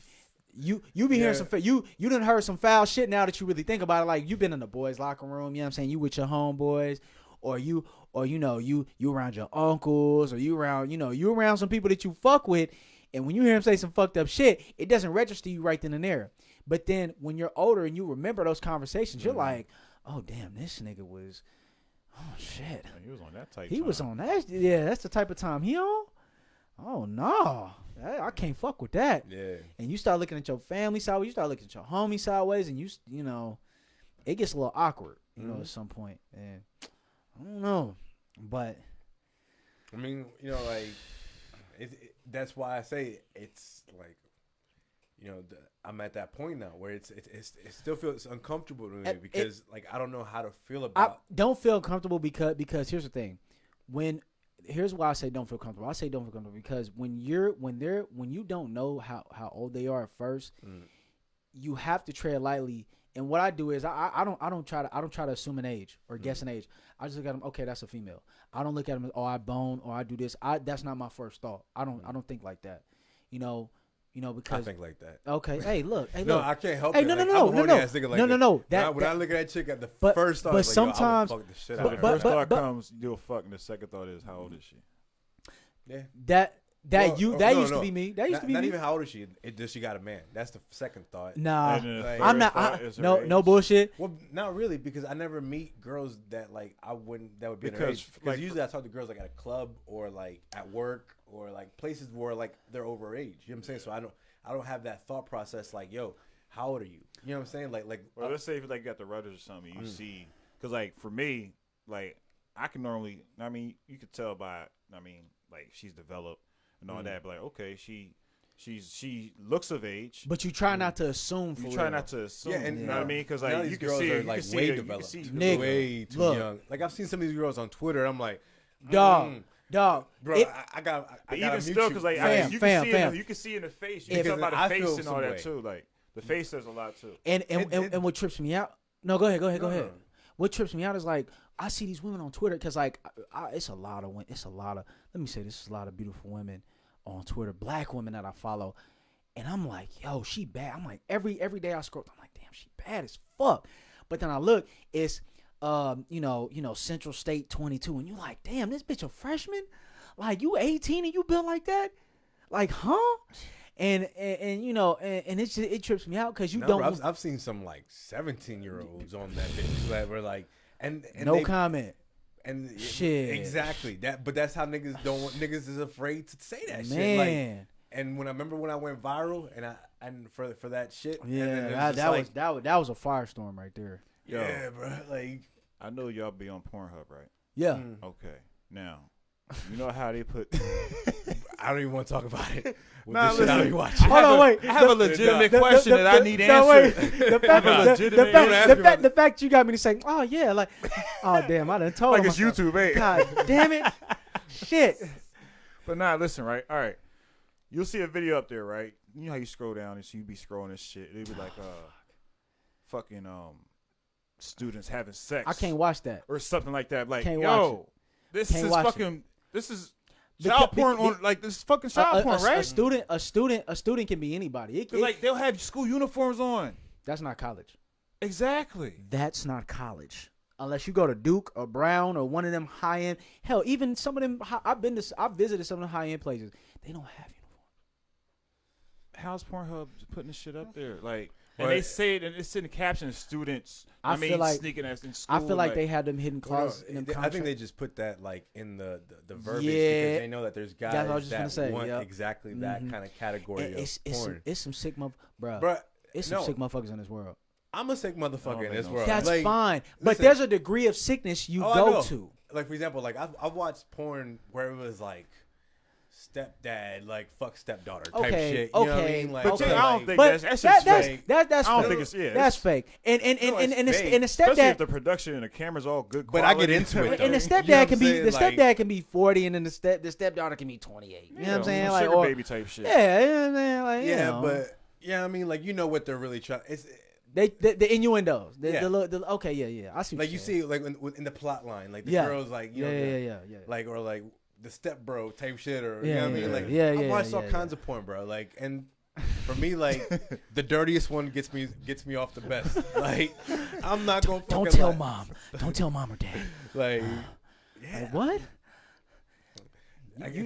but only like for example, right? Like I didn't realize this until I was on Adderall yesterday or the day before, whatever the fuck. Just casually, Like- just throwing that out there. Yeah, just had to, like it felt like I was on some Viagra, right? So like Oh shit. normally when I'm like, you know what I mean? Like I don't know what Viagra is like. he was but I imagine, on the pink kitty pill that they be putting out on Twitter. but That's what it's called. The little pink pussy pill. They no. like, bro, like let's say like for example, like me normally, right? If I Yeah. watch porn normal, like Yeah. you know, just high off weed or whatever. Yeah, the fuck, yeah.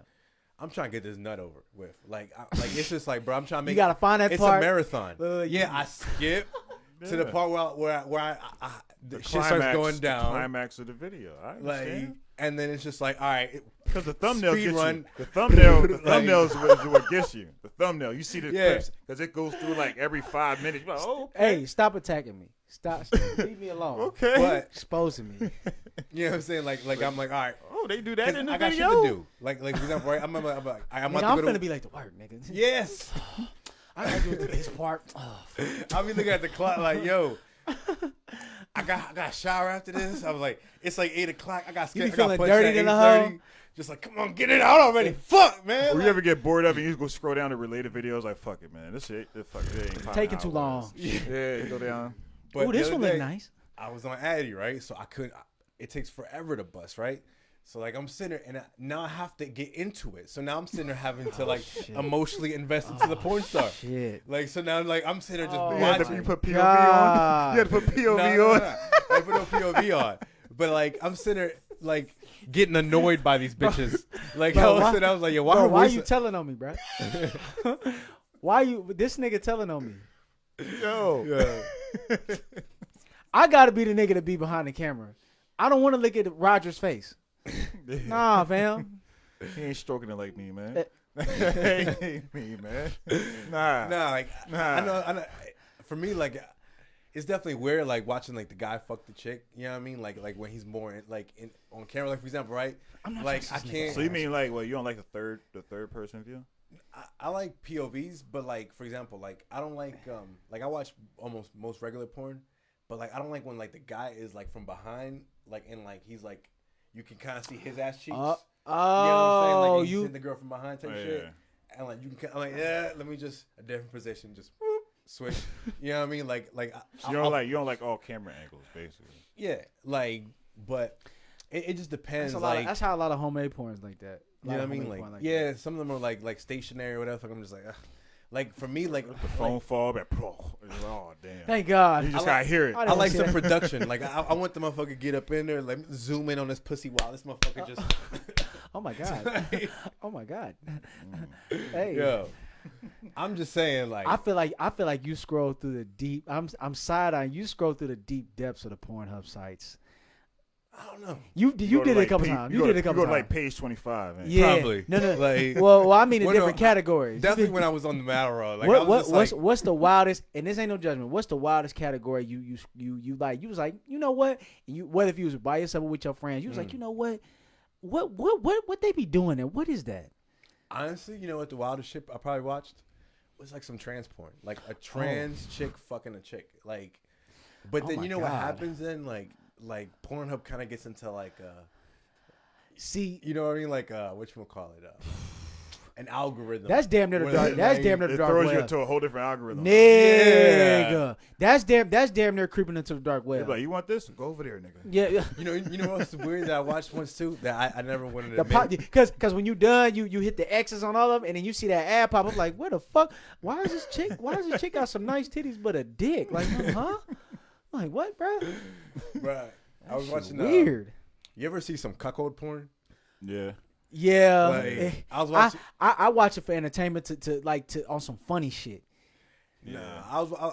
I recently discovered that shit. I like it when the husband's a you know how long that's been going on? That's been going on since slavery time, bro. Oh, I know, but I didn't understand it. You know what I mean? Like, and it's just like I was watching it, and for example, right? Like I was cool with it, but then like I watched, for example, like the algorithm. There was like another one that popped up. Yeah. The cuckold started sucking the dick. I was like, "Oh, okay." Now this guy a little. Now see, like listen, there are some videos like that though. I know, but listen, I was like, all right. I lived in Arizona for a little bit, so see, I always wanted to live there. It's hot. I love hot weather. By the way, side note, my bad. Didn't mean to. Yeah, I love hot weather. But yeah, I met this couple. Don't get all moany and shit while we're talking about cuckolds and shit. He was just, I love hot weather. Oh, my fault. Hey, my bad, bro. I like hot weather, nigga. Don't be moaning to my ears. My fault. Yeah, nigga. But nah, I met this couple, I mean, and they were into like that cuckold shit. You know what I mean? And like the husband, he were they white? Yeah. Typical. And he wanted to do the cleanup. Mm-hmm. Like they're into that fucking shit. Like me, he wanted to clean up and don't worry about nothing, bro. I'll take care of everything. Just because man, listen, he'll just. So you did that shit? Yeah, like he'll fucking. He paid you? No, he ain't paid me. Oh. No, he ain't paid me. Because like, I asked that because sometimes they pay the black guy. They pay the guy. No, I ain't get paid, but he said I got offered. Remember I was telling you about that off-camera conversation. That guy offered to pay me, and it was just like, nah, fam. Like, for real? Yeah. Oh, shit. And it was like a cuckold situation. He just wanted to see me, get off on her, then he just wanted to clean her up. That's what he wanted to clean her up and shit. Then they go home. Man, that sounds so disgusting. I've watched a few videos. I've never been in that shit faithfully, but like I've watched a few videos of the cuckold porn, and like I laugh at it because it be the white dudes. They just like they'll see a part. They'll just do this look, and they'll get closer, and they'll be like, oh yeah, like that. And I'll be like, what the and I'll start laughing. Yeah, I don't even get that's too dramatic. I just be like, you niggas is y'all bugging. But he sat in the chair and all that, and but then like when I was done, he came on the bed and cleaned her up. Oh, see, and see. For example, there's this guy that I used to work with. His wife would cheat on him, and he was purposely. She was cheating on him. Shit. You know what I mean? But then he found out, and then he told her like, "Yo, it's cool. You can keep doing it. Just let me like hide in the closet and watch." Like, yeah, like kind of. That's different. That's okay. Hide in the closet to watch. All right, so that's some R. Kelly shit. Yeah, like what if she goes to the bathroom, right? And you want some Snoopy shit? You want let me see what this bitch got. What if like y'all? What if they in there fucking and you in the closet and you like accidentally fart or something? And the dude she fucking, he like, wait, what the fuck was that? I didn't fart. And she's like, oh no, it smells like a man's fart. Yeah. She like, oh no. She's like, oh no, it was me. Oh no, it wasn't you. I know it was you. Nachos? Yeah, bitch, what? Like, bitch, I know we ate. It wasn't that bad. Like nah, like we had Chinese. Your shit smells spicy right now. Yeah, like what? for me, right, like when I was watching like this cuckold porn, right, like I realized that like part of it kind of did stimulate me, right, and it kind of made me feel kind of weird because there's like a part of it that's just like this is kind of like low key gay, but then like. Because there's another dude in the room, like just. But well, what's the difference if you and your homie running a train on the chick? Because I've been in that situation. That's what. Nah, because listen, that's what got me like. I mean, open to this shit. It's only gay if you do something to the man. That's what I'm saying. Because like I'm used to. I'm homophobic. You know what I'm saying? Okay. Like, in a sense. You know what I'm saying? So, you're homophobic. To some degree. You know what I'm saying? Okay. I'm a straight guy. Okay. You know what I'm saying? So like, at least you can admit that, bro. No, it's just for me, like you casually said it. It just threw me off. I was like, for example, I'm not gonna let a chick eat my booty. You know what I'm saying? Nah, I ain't doing that. Nah, because I'm as a guy, I'm like, there's a boundary. You know what I'm saying? Like to me, like that's gay. It doesn't mean that that's gay for real. You know what I'm saying? Like it's just that for me, I would just label that as gayness, and I don't want. You know but you know what? I know that's fucked up, but I mean like that's no, it's not fucked up. It's your preference. It's not, just because you have a preference don't mean it's fucked up. And a lot of niggas is into that pegging shit, bro. I will never. I told any chick that ever fucked me or ever fucked with me, I will never. Where a chick fucks you. She puts a toy into your ass, whether if it's a strap on, anal beads, like dominatrix type shit. Any of that. She basically buck breaking you. So she wants to mount you. Yeah, basically. And that's like they got names for so much shit. Now. Yeah, bro. Yeah. It's so weird. But it goes back to the term in slavery, buck breaking. Yeah. But I know for they do me, it in right, front of other slaves like, and shit. Yeah. What stimulated me in those videos was like the thought of like, yo, I'm about to take this nigga's bitch and fuck him and fuck her in front of him. You know what I'm saying? That power. But hell, I think that was even beyond that because you know with animals, if you go back to how animals act.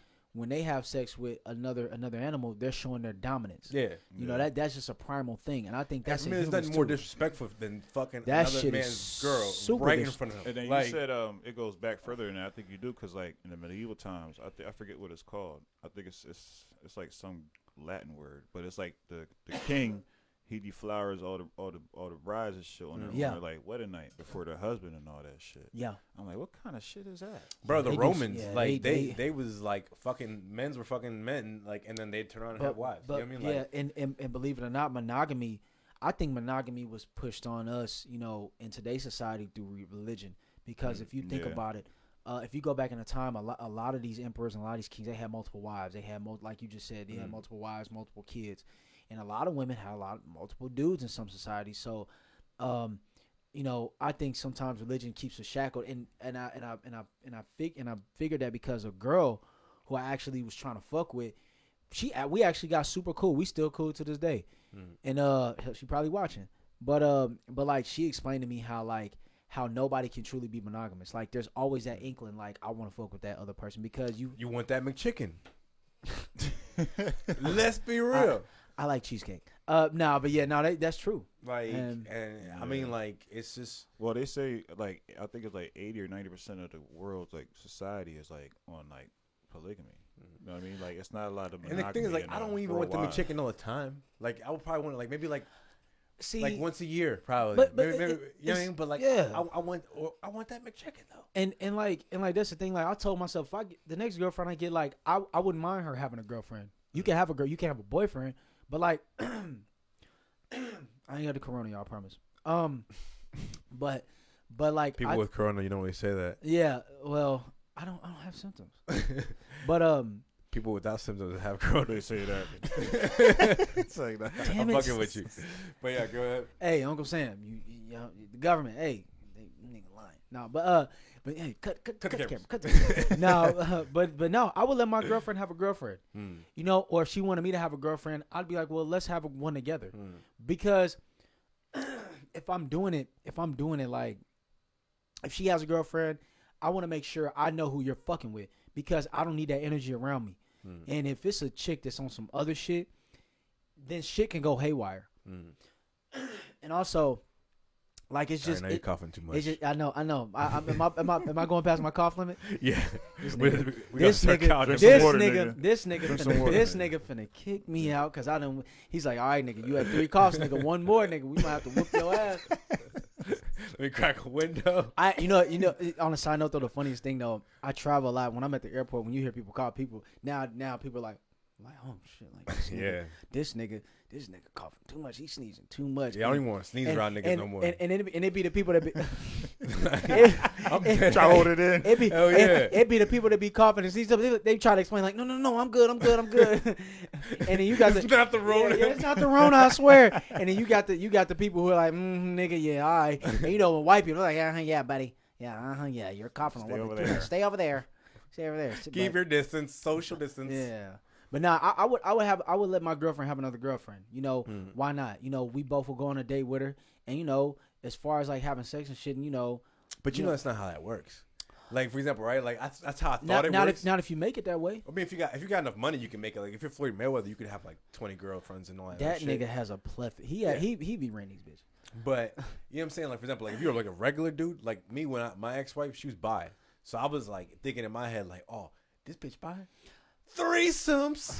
I was like, oh yeah, at least like once a quarterly. You know what I mean? Like I done earned it. You know what I mean? Like I'm like, you know what I mean? You gotta see that, but see that's when as a regular guy, you still gotta have that confidence and be like, man, she can let me fuck any bitch I want to, even with her in the room or if she not in the room. And like you gotta I have that confidence. I'm that confident because it's like with me, I just know like I gotta have a woman that's confident too. Because this bitch was crazy. She was like I said earlier, she was on my ass all day. Like, yo, you gotta parlay that though. You gotta have a mouthpiece for these hoes. This bitch wanted to cut my dick off. Like when she found out I cheated. You gotta leave that. Not gonna be able to do it. Yeah, like you gotta leave that. You try sleeping that night next to that bitch at that saying, yeah, wait till you go to sleep, nigga. I'm gonna cut that dick off. You want to cheat on me? I'm gonna take it with me then. Like, yeah. I'm like, why you can't use it? I don't think she wants to use it. I think she just makes sure no one else can. I know. I'll just say shit like that to fuck with it. That's I'm like, why? some psycho shit, dog. Man, like I said, these women be toxic. You know what I'm saying? Like, but they have backstories that, you know what I'm saying, that match why they're so toxic. And I understand. But that's the thing though. Like I'm one of the few guys that understands. Like if you have a story, I don't mind you telling me what the story is because now I know how to deal with you and I know where to put you. If you have too much trauma, I'm not gonna want to be in a relationship with you. And that's the matter of fact. It's chicks out here who be like, oh, he don't want to be me because I've been raped and you know. And I understand that. You don't want to disclose that information. It's very hard. I got close friends who've been in those situations who they tell me like, I don't want to tell this guy like I've been through this. And I'll be like, well, just bring it up when y'all really are, you know, close and, you know, he's more understanding for your feelings. Because if a nigga that just met you don't know you like that, he not gonna understand. He just gonna be like, well, why are you telling me that shit? And he's gonna look at you different. And you have those rare people who I feel like I'm rare because you can tell me whatever you've been through in your life, and I'll try to put myself in your shoes, even though I wouldn't be able to, you know, in any, you know, 100%. I can still find a way to empathize because when you empathize with people, you avoid so many conflicts and you avoid so many misunderstandings, and that's why 90% of the arguments and the shit that we go through in life with even with warring nations, it's just simple misunderstanding. That's it.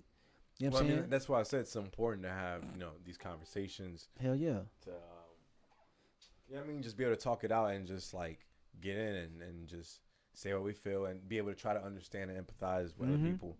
You know what I'm saying? Like, I know I'm hard on certain people. And, you know what I mean? Like, for example, like I be hard on racist white people. You know what I'm saying? I don't give a fuck. You know what I'm saying? Like, I'm hard on niggas. Fuck them. You know what I mean? But fuck them niggas. We can't be hard on just all white people. You know what I'm saying? Like we have to try to like empathize with them. Of course not. Understand, like, of course not. Like for them, they like I said, some of them just don't understand their whiteness. You know what I'm saying? Like and you know what? You know that's why I understand, because I try to explain to white people that really don't know, and I tell them I'm like yo look, I know you didn't grow up like this, but this is how it is here. This is how it is for me, and you can't say this certain thing, you can't move this certain way, or you got to move a certain way when you with me. You know what I'm saying? If you with me, this is what you're gonna expect. This is what might happen to you. This is what people might say to you. You know, and I tell people that because when you come from a place of understanding, it smooths over a lot of shit, and it avoids a lot of bullshit. You know what I'm saying? You know, I'm not finna bring y'all to Texas or Atlanta or Kentucky, and y'all on some goofy shit like that you're not supposed to be on. I'm like, and I don't tell you because that's gonna end up being a problem with me because I got to deal with y'all goofy shit. Yeah. But no, definitely. Like, it's just it's hard because like sometimes you don't even know what's wrong with yourself sometimes. Nope. Like it took me a while to understand my own toxic ways. You know what I'm saying? Like I didn't know that I was like, you know what I mean? But then it's just like at some point it was just like, all right, well, either you go and change these are things I can change about myself, and these are things that like I'm gonna work with. Like these things, I'm gonna get rid of and stop doing these things, and like I like, you know what I mean? Like, for example, like I'm highly offensive. I say what the fuck I want. I don't think of like I talk without a filter. You know what I'm saying? Like like most people that have like that lapse between when they think something, when they speak, like, oh, this is okay to say. Like I don't think. Like I just say exactly as I'm thinking. You know what I'm saying? Because it's just like that's my most honest me. Like I've been the manipulative, like pathological liar. So like to go to not, like I said, like now I'm so blunt because I was that. You know what I'm saying? Like when like I said, when I was a kid, I was a storyteller. I was telling these wild, crazy ass stories. Yeah. And like that was like my thing. And then like now I'm just like, nah, I'm not gonna lie. Like with women or like on the podcast, we're just gonna have like these honest talks, and we're gonna bullshit, and we're gonna talk. I'm not gonna worry about the public perception of me, like on Twitter. You know what I mean? Like people are gonna think what they're gonna think. You know what I mean? Like but I'm still gonna say what the fuck I'm gonna say. Like, and we just gonna keep rocking with it because there's no point trying to bend to nobody else, because like I want to be me. Like I want to find what makes me me. Facts. You know what I mean? Hell yeah. But I think good place to call it. Yeah, it's a real good pod. Well, hell yeah. Well, I'm gonna say this. I'm great. Like I said, once again, I'm grateful for you guys bringing me on here. I'm glad you came, man. You know what I'm saying? Hey, I had to, bro, because this shit going on right now in this world, man. I thought it was gonna be a rap. I thought I wasn't gonna be able to come, but I'm grateful that I had a way out here, and being a kid from Lexington, Kentucky, it's not too many people in my shoes, and it's not too many people that were willing to leave and go out of their comfort zone. And, I don't know if y'all are from smaller towns, you know what I'm saying? But or you say you was from here, but right, it's a small town. You know what I'm saying? You don't see, you see people doing the same shit, and people get too comfortable. And so, I've always wanted to, this is my first ever like public platform that I've been on, to where I can really tell people like, get on your shit, get off your ass and really get some shit done, man, because you surround yourself with people who really want to get it done. And I've always wanted to put on for my own hometown, because ain't too many people coming out the north. You know what I'm saying? That's the neighborhood from the north. Windburn, Gerald, Windburn, Holler Creek, and Russell K Road. It's a certain road. So yeah, I just want to make sure I put on and I represent. So I take pride in that. Well, I mean, definitely. I mean, appreciate you having you out here. Just like. I'm gonna end it just because it's like, go ahead. Just like, if not, we're gonna keep on going. There's so much stuff that like, and I don't know. I'm not trying to keep. I'll mark this up. Hey, but that's whatever. how I feel like when we on the pod, like we just roll, flowing, like it just flows, and it's just like, you know what I mean? Like you curate a vibe. Yeah, you know what I'm saying? Like, and you see how like you said earlier, like it felt like you had been here, and I ain't even need an introduction. It's like all right, just hop in. Yeah, right. It's like, all right, I don't need no introduction. You feel me, bro? We didn't cover a single topic from the news or anything. Like nothing. We just literally came in here and just talked. Like and that's what's up though. And the thing was like there was so much in the news about the corona, and I was like, you know what? Like, fuck that shit. I ain't gonna lie. I was so annoyed about talking about that shit. Like I had a family member tell me that, you're not talking about it, you don't take it serious. Like, no, nigga, I just don't want to be mentally bogged down by this shit. Like, it's always on the news, and a lot of this shit be lies anyway. You know what I'm saying? So I'm not finna sit here and keep, stressing myself out over some shit I can't really control, And I wish people understand that, like, it's not, you know, a lot of shit you really can't really do yourself. You know, you just gotta, you know, whatever comes with it, and you gotta deal with that shit. Yeah. So, Everything about this whole situation is wild, and it's just like, but since there's nothing we can do, you know what I mean? The best we can try to do is try to make things feel like they're normal. Facts. You know what I mean? So we'll keep coming, keep potting. When you don't have a feeling of normalcy, it really fucks with you. Mm-hmm. Like, I can't even hoop. You know, a lot of people don't know. Like, I played college and, you know, play professional and shit like that. Like it doesn't feel right that you can't be in the gym. You can't shoot basketball. You can't be in the weight room. Yeah. You know what I'm saying? They closing everything. Yeah. You know what I'm saying? I mean, you can't eat at restaurants out here. Bro, you know what I'm saying? And you can't even eat in the restaurant. You got to take that hoe out. Mm-hmm. Like, what? Like, just and you know, I was looking on Twitter. A lot of people were saying, man, you start to realize that the little shit you really appreciate that you can't even do right now. Mm-hmm. You know what I'm saying? So everything about like this whole thing brought a lot of things into perspective. You know what I mean? But like, there's nothing we could do about it. You know what I mean? Other than to an extent, protect yourself. Yeah, do our best to protect ourselves.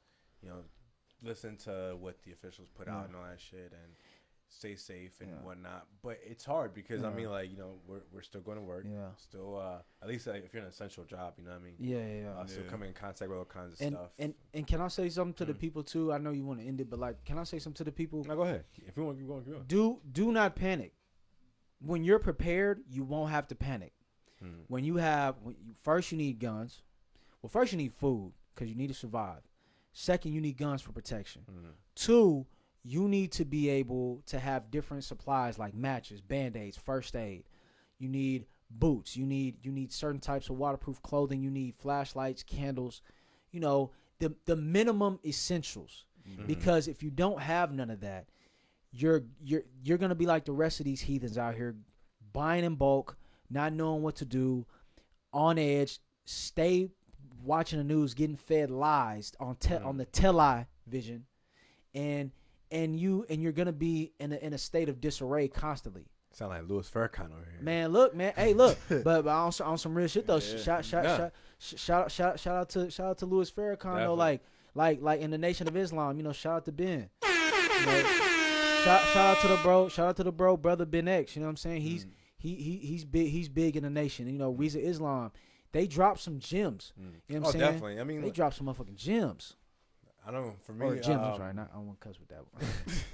I just wanted to say shout out to like all my coworkers at ES3 that are still going to work every day. Like, man. Fucking, I know that shit is healthy, scary. stay safe out there. All of us are like, you know what I mean, like biting our nails, hoping that we can just try to find a semblance of normal life.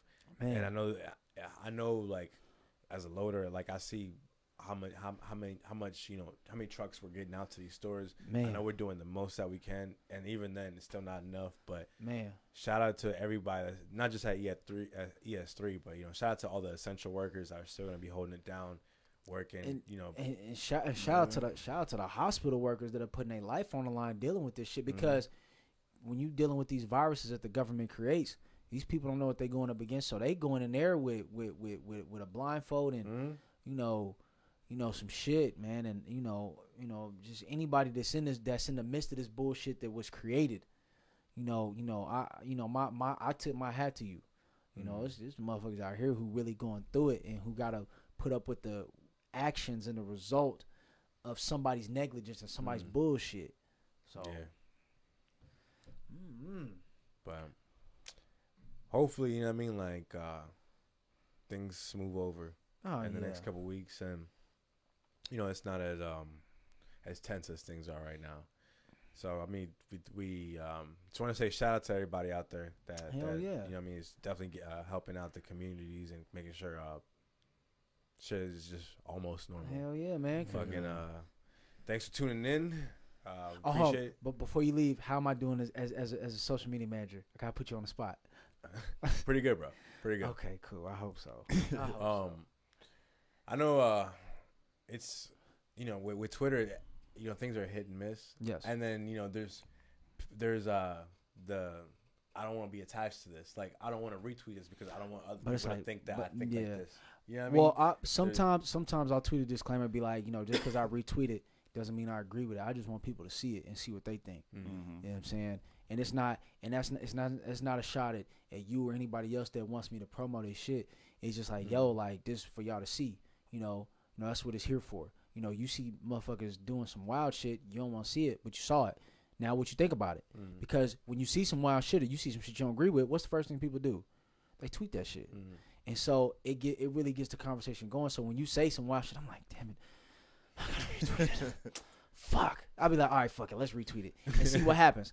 And I might lose followers, but I don't give a fuck about that because, for one, I'm doing a job that I'm getting paid for. And two, you know what I'm saying? Fuck it. I'm gonna rattle this cage, my nigga. We gonna rattle this cage and we gonna get people riled the fuck up. So I mean, that's how we stand out. You know what I'm Yeah, saying? And facts. that's how we shine brighter than everybody else. Like, there's mad motherfucking podcasts out right now.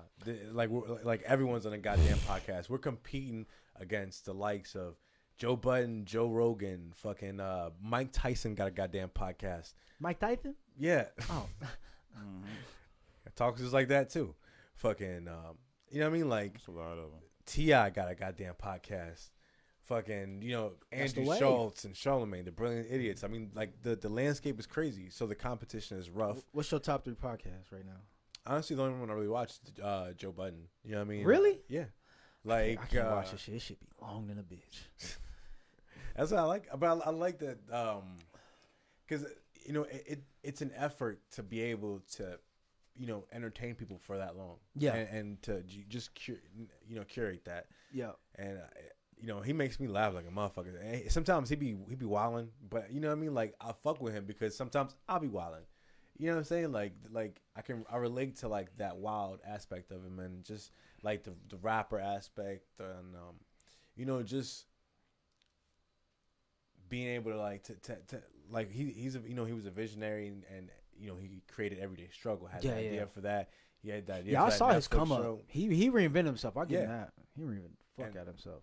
Me, I want to be a visionary myself and always stay ahead of everything. We talk, some of the stuff we talk about in the podcast, everything is like sometimes prophetic. You know what I'm saying? Like, and it comes to pass, and it's just like, like if I can be on top of shit and provide that service to people, you know what I mean? Like, it's what's up. I don't need to be like famous. Like, I don't need to be on the news. Nah. I don't need to be like that, like super paid, like dude. Like, I could just be like, if I could find a happy medium where I'm just comfortable and still able to do what I love and I'm happy doing it. Yeah. And providing an essential function for the people, then I'm It is cool. what it is. Type shit. You know what I mean? Like, but right now we got to work through some kinks and with Twitter. Comes with it. It's an there's the algorithm and then there's the overwatchers. All you know what I mean? need. I'm gonna tell you this right now. All you need, and this coming from a nigga who did music branding, all types of branding. You need one moment that's gonna pop shit off. Mhm. That happens with everything. All you need is one moment, one shit. Whether it be me and this, one of these clips could go viral right now. One of these clips could go viral from one of these shows. I could have said something a while ago that I didn't remember. You probably said something, but it takes one moment to where the shit can go viral and the floodgates just open and shit it looks more clear now. It takes one moment. I know, and nigga, I come here every week and try to create that That's one moment. Persistence. Huh? That's where persistence comes in. Yes, sir. Like, Yes, sir. I said it last week. I was like, yo, like, I know I say a lot of wild shit. Like, here, like, I come in here I'm waiting on purposely it. to be offensive. I'm waiting you know on what it. I mean? Like, because like I know that this is my one time to shine. Facts. Like, it's the one time that all that toxicity is worth it. You know what I mean? And I saved up all week all this toxic energy. That just energy to- just built up. Yeah, like, let me get on the podcast and just start shitting on motherfuckers and start saying some wild shit.